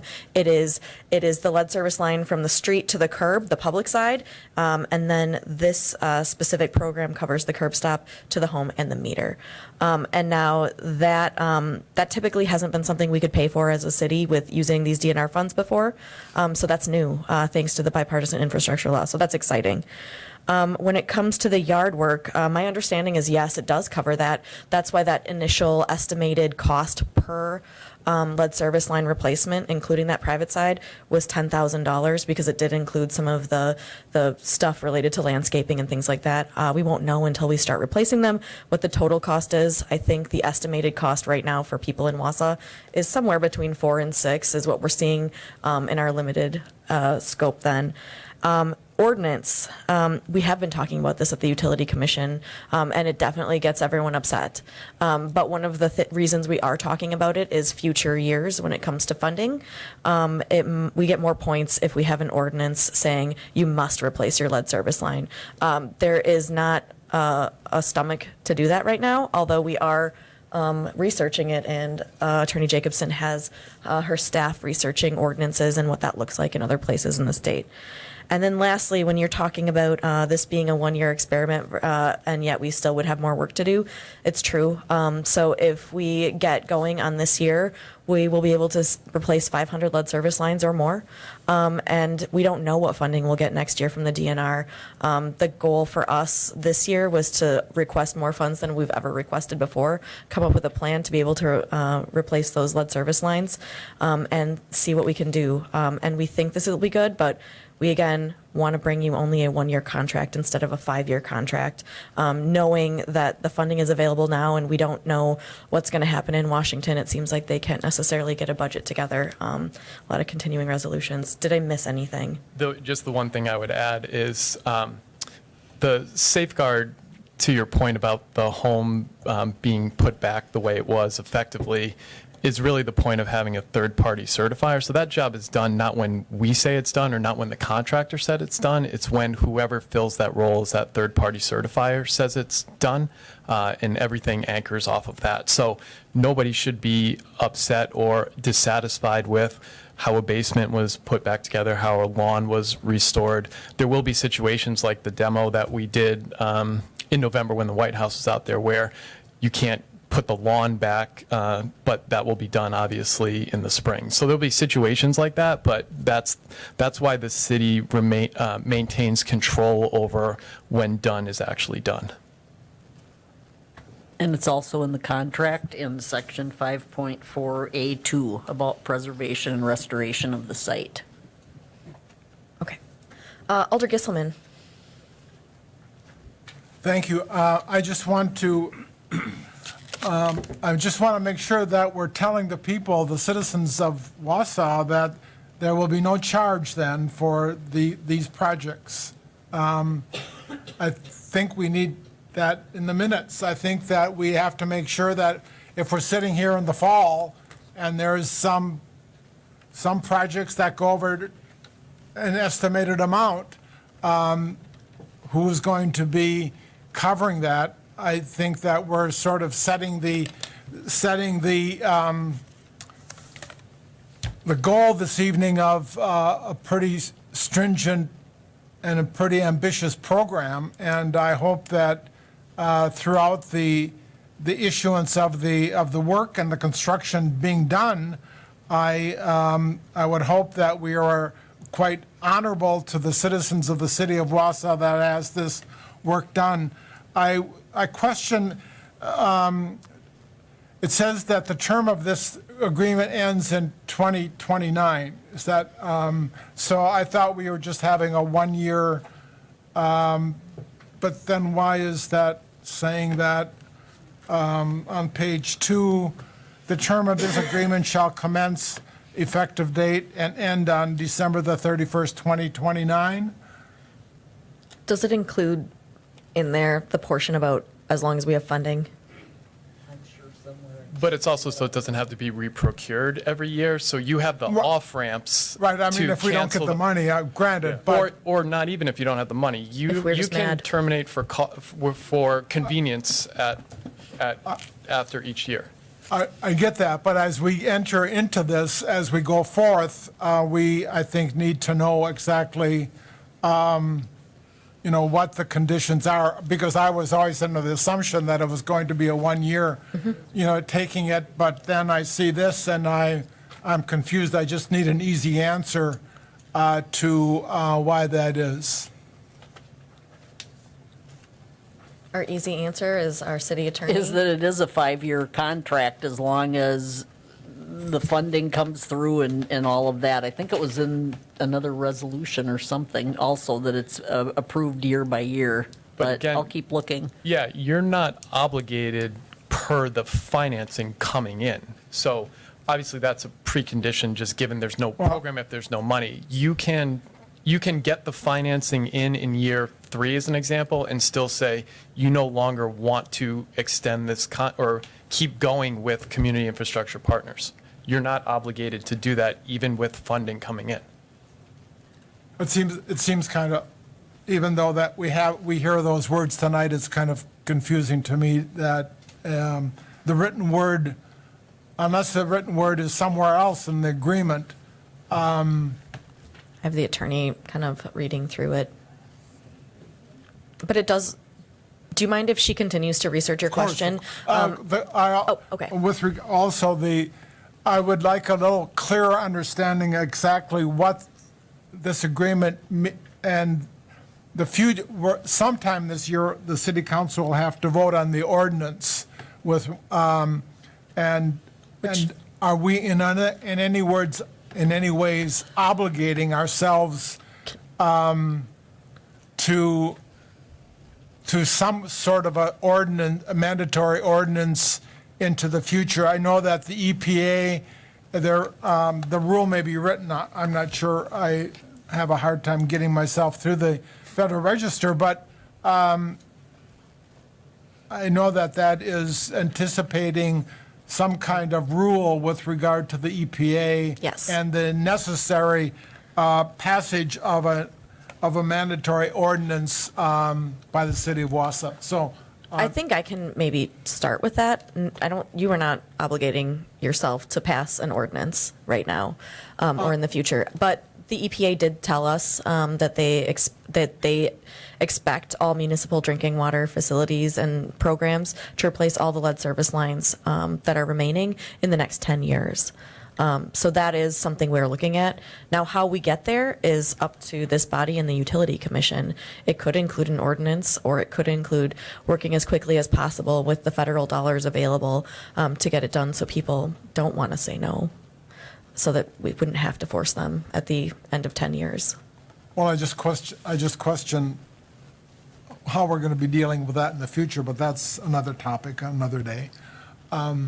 It's just, I guess my bottom line is I still have questions and with regard to make sure that the citizens are treated well in this, and I have my questions with regard to their financial obligations with regard to this, and I have concerns about that, but thank you. Thank you. I'm going to move on, and then when the city attorney maybe has the information for you, we'll come back. Alder Rasmussen. Thank you. Ordinarily, we usually consider the end of our construction season to be the end of October, because you never know when it's going to snow here. And I guess it would be my recommendation that as we vote on this tonight and approve it, that we give a directive to our staff that as a council, we would like to take stock of this effort every year at the last council meeting of October. So I would like us to have an item every year on that last meeting of October as the construction season draws to a close, for us to hear from the staff, how did this go? How many got done? What problems were there? What successes were there? What needs to be tweaked before we re-enter the next year? And I would also like that to include an opportunity for people who have had the job done to come and tell us how it went. And so if they feel that it went well or not, it's important for us to know that. So it doesn't need to be an amendment, but I want to be clear with our team that we want to monitor, at least for this first year, how this is going. But every year of this contract, before we re-up it, I would like an opportunity to find out how it went from both the people that had it done and the people who managed the getting done. So if any of it was difficult, cumbersome, or problematic, that we can address that before we re-enter for yet another year. I really like that idea. I'm seeing nodding all around the room, so that's good. Thank you. Thanks. Alder Killian. Thank you, Madam Chair. I just wanted to ask a question related to what Alder Gisselman asked, as Attorney Jacobson is looking at that, and perhaps it was covered. There's been a lot of information, but in terms of electing to terminate, there is a 12.5% termination fee in the agreement. Is that correct? Yes. Yeah. It's just on top of whatever's been spent. Yes. Yes.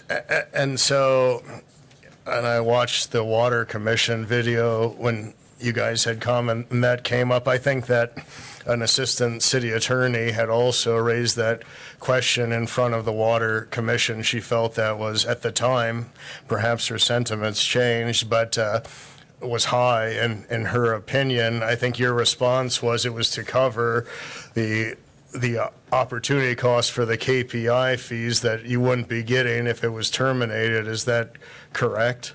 Yeah, so it's 12.5% less any fees we've already been earned, that's been received. So if there's been work that we've done where we haven't earned or received our fees, we're entitled to collect that up to 12.5%. So I just wanted that to be clear for the body and the public that it could be, in that type of situation, potentially significant in terms of those monies, or else you wouldn't have requested But to it. If it clarify, was- we've already earned that because the work's already been done. It's not on future work. If you cancel it, it's only on the work that's been done to date, which the fee has been earned. If you terminate for convenience, and we're not entitled to anything beyond that. So you basically if it's canceled in process, you're depriving us of the opportunity to earn our full incentive fees through that process. Yes, I understand that, and you characterize it as a 12.5% termination fee, which the assistant city attorney felt was high when she spoke to the Water Commission. Not my words, so perhaps that's something to take up with the individual who described it as such, but I thought that needed to be clear. And the other thing that I don't think is clear for at least the public, maybe some of the body, is that this isn't just about replacing lead lines in Wausau. The whole model, whether it's a marketing or branding element or the brainchild of Dominique Lukenhoff, who knows? But this model hinges on on aggregation in other areas. So we're not going to be training people to replace lines in other areas other than Wausau. You may be, but you're not paying for that. So I'm confused on how that's an issue. So if LIUNA, as an example, is providing training, they're paying for it, and those are, at least to start, taking citizens from Wausau and potentially surrounding areas to work in Wausau or surrounding areas, or potentially down the road even other states. If they're paying for that, how is that a concern? How is that a concern? It's a cold, objective look at what the model is, because unless I'm mistaken, and please let me know if I am, I haven't had the experience with the unique model you guys have had, but it's kind of making it sound tonight like, hey, if you don't like it in a year or two, terminate, you've got the fee. I guess there seems to be other moving parts, though. So if that's stemming essentially... What's a moving part? Sorry. What parts? What is a moving part philosophically, or in this You're all case? over, so I can't follow you to know what you're talking about. When you say there are other moving parts, so you were talking about training people. So how's that a moving part of a CBP3? How is that? It's baked into the CBP3 model. I believe the terminology that's used is a mentor-protege relationship. I think that's what Corvius called it. Maybe it's different in this case, but that's what I'm referring to. And my understanding was that Wausau was kind of seminal in this effort, where some of this training, like with LIUNA and stuff, would be starting with what we're commencing with in Wausau. Am I mistaken on that? I'm not sure I can follow you, but in general, the idea is the EPA, the state, others are concerned about smaller rural water systems that don't have the ability to put a program together themselves for any number of reasons. So Wausau, through the mayor, has offered to be a regional hub.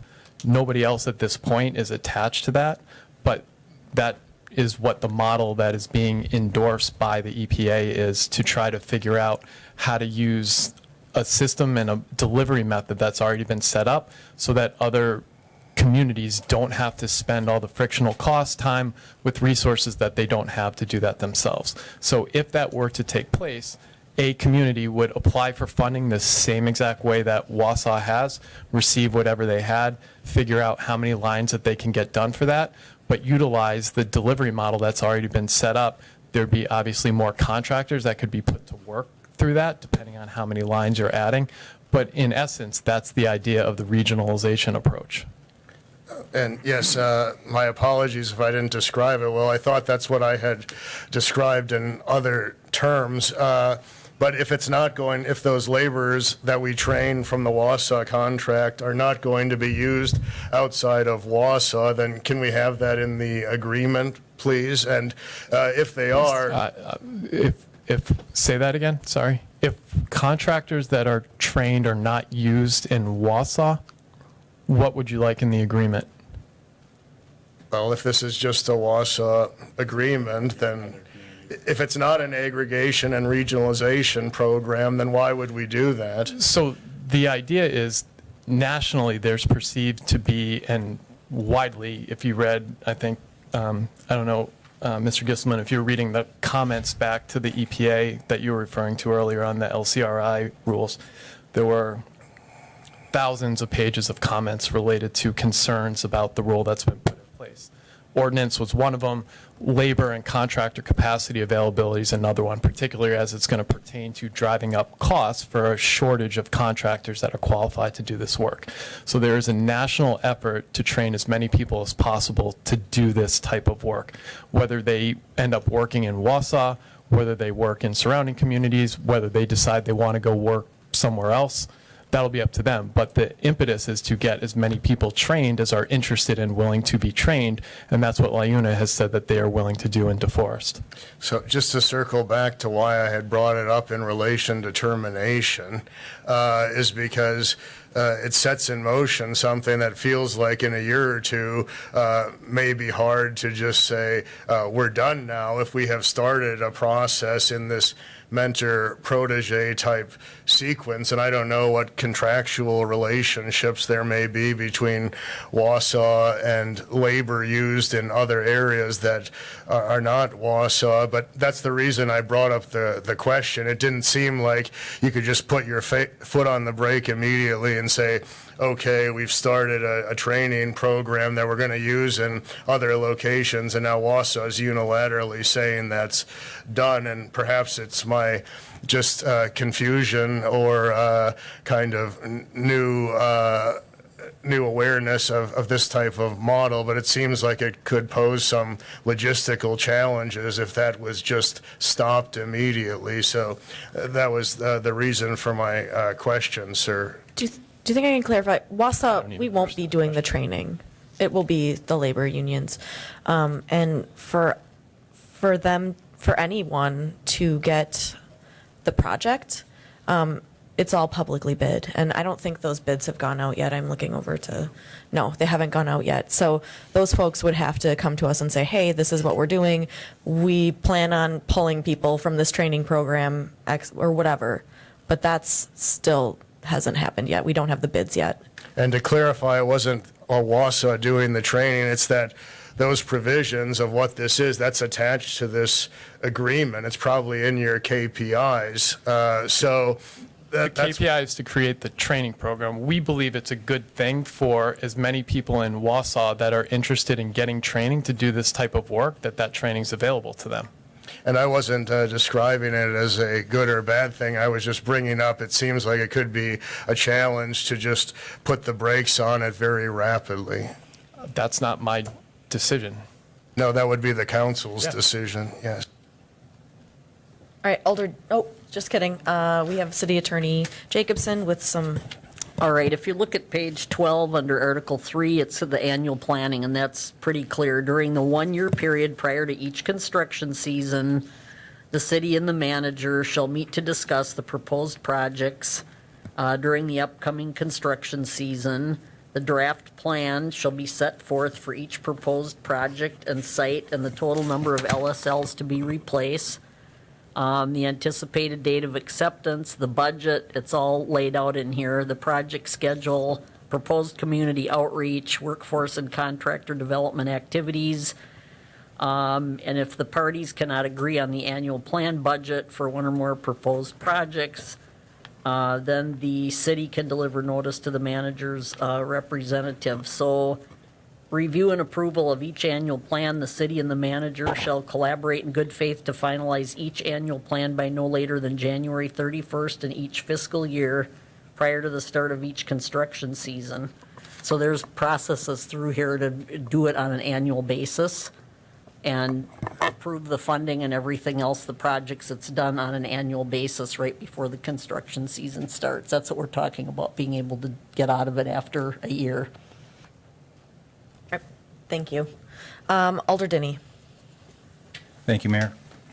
I guess looking at some strategic messaging that's going on here, you know, CIP's classified this as a crisis. I believe the mayor's press release classifies this as a crisis, and it's a potential $80 million crisis that we're looking to take care of in 5 years. So how do we tell citizens that this is a crisis, but you know what, we're going to cancel next year because it didn't work out, or we don't have the funds? We're committing here in principle to spend $80 million over 5 years, and currently have about $5 million set aside for this right now. So that's a big deal. It really is. And part of why we're going to have the laborers and the contractor crisis is because we're taking an aggressive 5-year pace on 8,000 lead service lines. It's never been done before in a city this size. Never. That's 10% of the city torn up every year. It's 50% of the residences. We have 16,000 roughly ratepayers. So we're talking about 8,000 lines.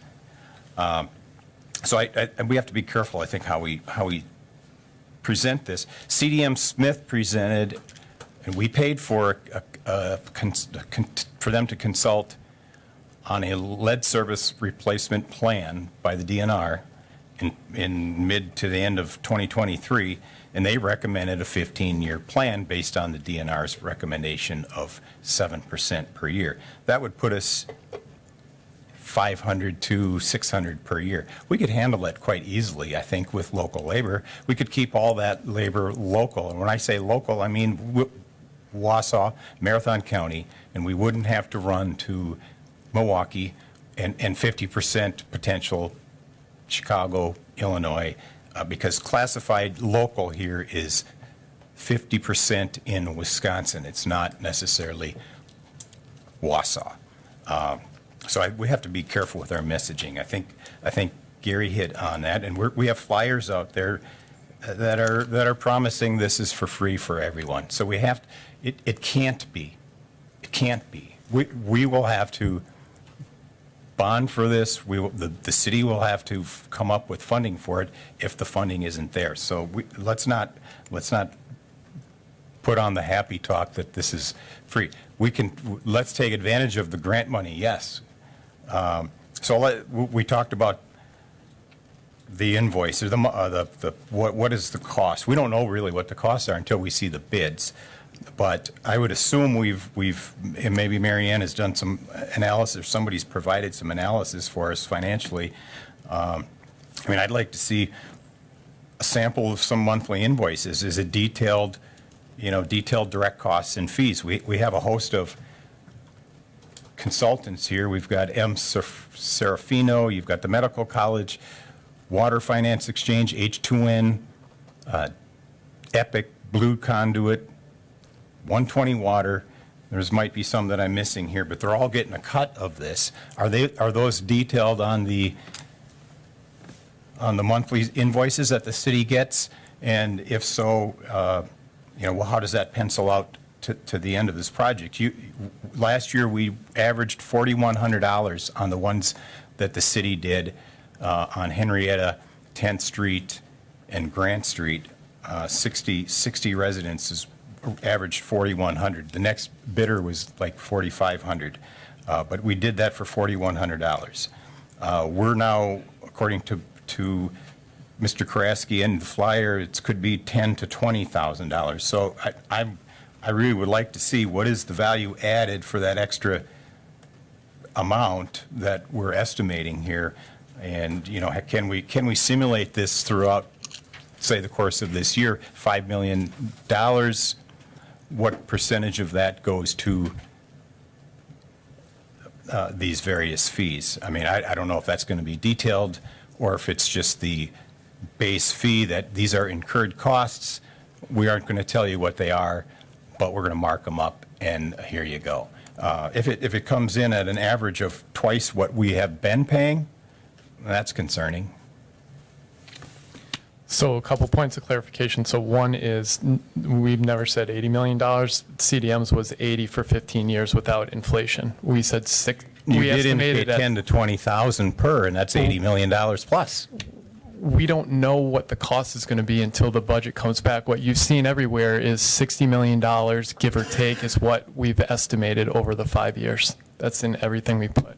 We don't know 10 to 20,000 until the bids come back. So what you're getting, and we've talked about multiple times, is there'll be a fixed price per line, and any savings underneath that stay in the program. There's no revenue, there's no cost savings sharing, there's nothing like that.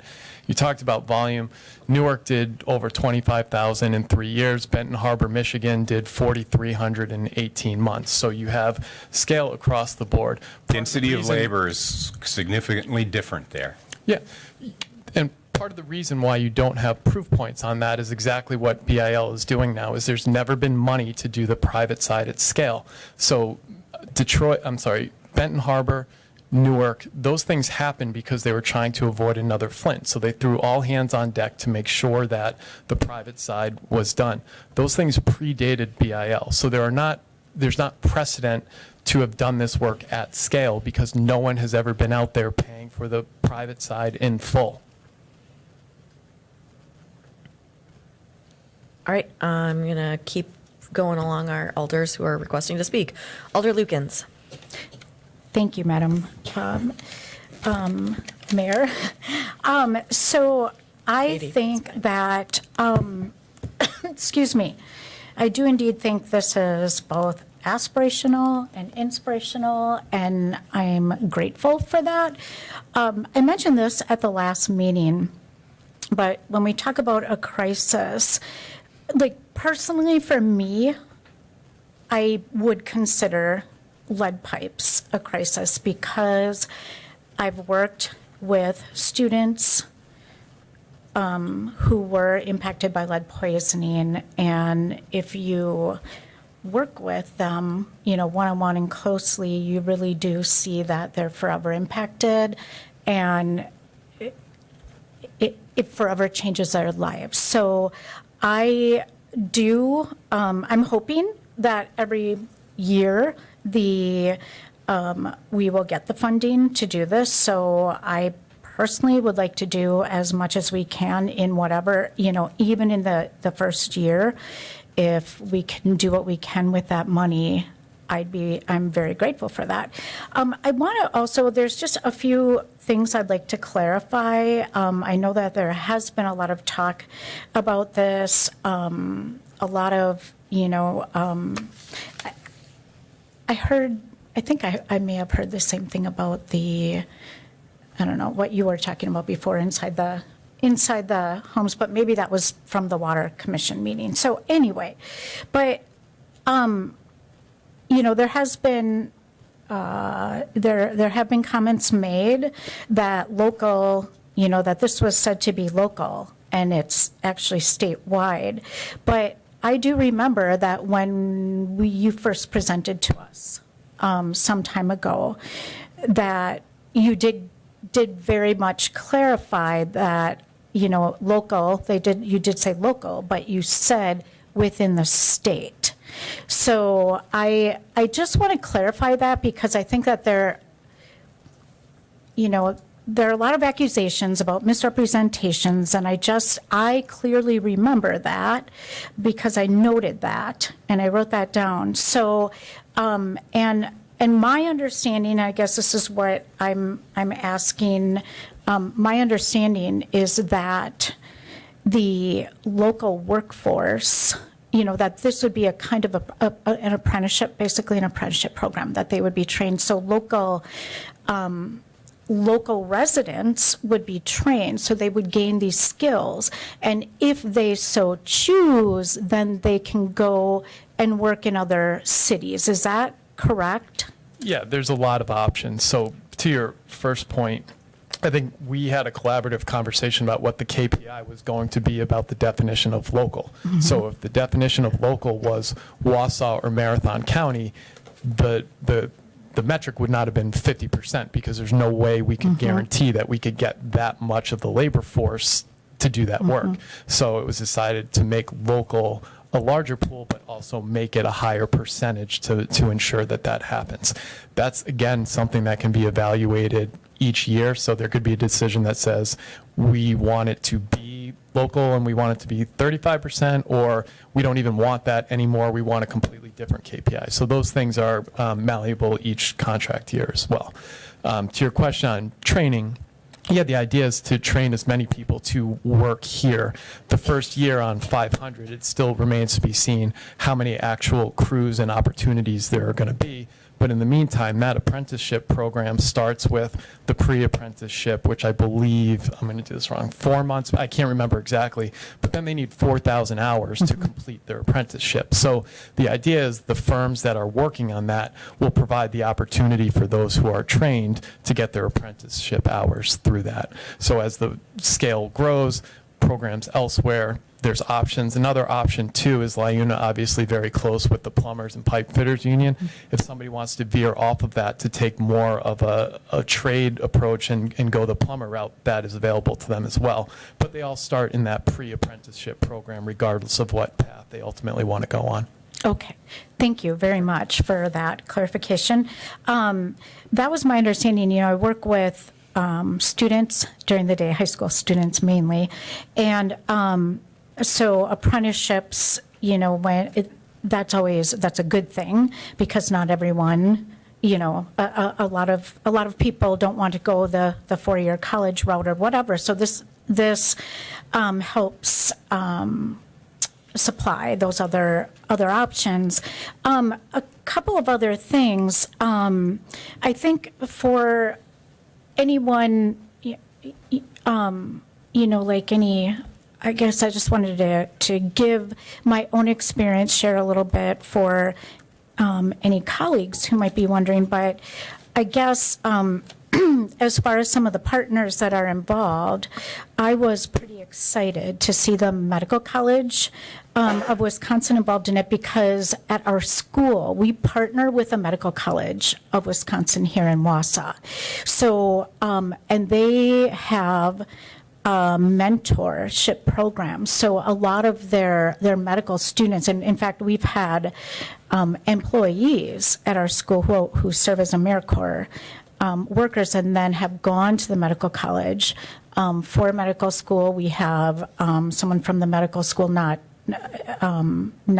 who spoke here, but who made the public comment, but another personnel who served on our governance board for quite a while. So we're quite familiar with them, and you know, I'm wondering if, I don't know if any of their partnership will be their medical students, but that's a mentorship. And so I guess to help maybe, I don't know like cost, if you know how that's involved, but I know with the mentorship with our school, that's a volunteer. They are getting the experience, the mentors, and it also benefits our students. So that's a really positive thing. And so I guess, you know, in that way, if that helps allay any kind of fears about some of that, if it's that same type of thing, that there's not a cost. The other thing is the Wisconsin Department of Workforce Development. I used to work at the job center, and I worked with workforce development, careers, helping people marginalized, especially who have struggled. And again, that's through the state. And so when I was reading the different partners, seeing some of the names, you know, the people involved, I know them personally. Like I've met them, I've worked with them, and I hold them in very high regard. So I just wanted to help I just wanted to share that because if that helps at all, I know it's not all of them. I do know of one of the others through some family that has worked with. Point of order. We're getting off track here. But other people have asked lots of questions and gave a lot of input. Yeah, I'm gonna let us continue, but we'll make sure we state your name. Yeah. So anyway, I'm just highlighting some of the partners that I personally know of. And so I would hope that that's valid. I guess I'll end there. I was hoping that that would be helpful. Thank you. Thank you. Alder Larson, I'd like to call the question. is there any opposition to this question being called? Yes. You have opposition, okay. I guess we vote on it then. All right, is there a second to call the question? I have a second from Alder Henke. Second.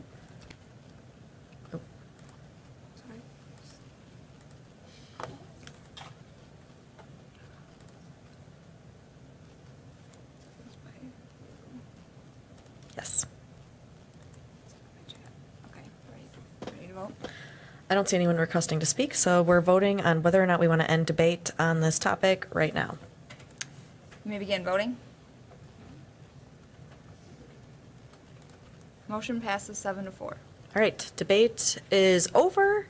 Question has been called. Let me just, we are voting on file number 231215, the resolution approving the final form of the master partnership agreement between the City of Wausau, Wausau Waterworks, and Community Infrastructure Partners LLC for lead service line replacement and related infrastructure work. You may begin voting. Motion passes 7-4. All right, thank you very much. Last item on our agenda is public comment and suggestions. Did anybody not get an opportunity? I would like to.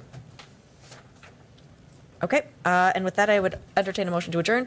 Motion by Watson, second by Herbst. All in favor can signify by saying aye. Aye. Any opposed? Thank you. We are adjourned.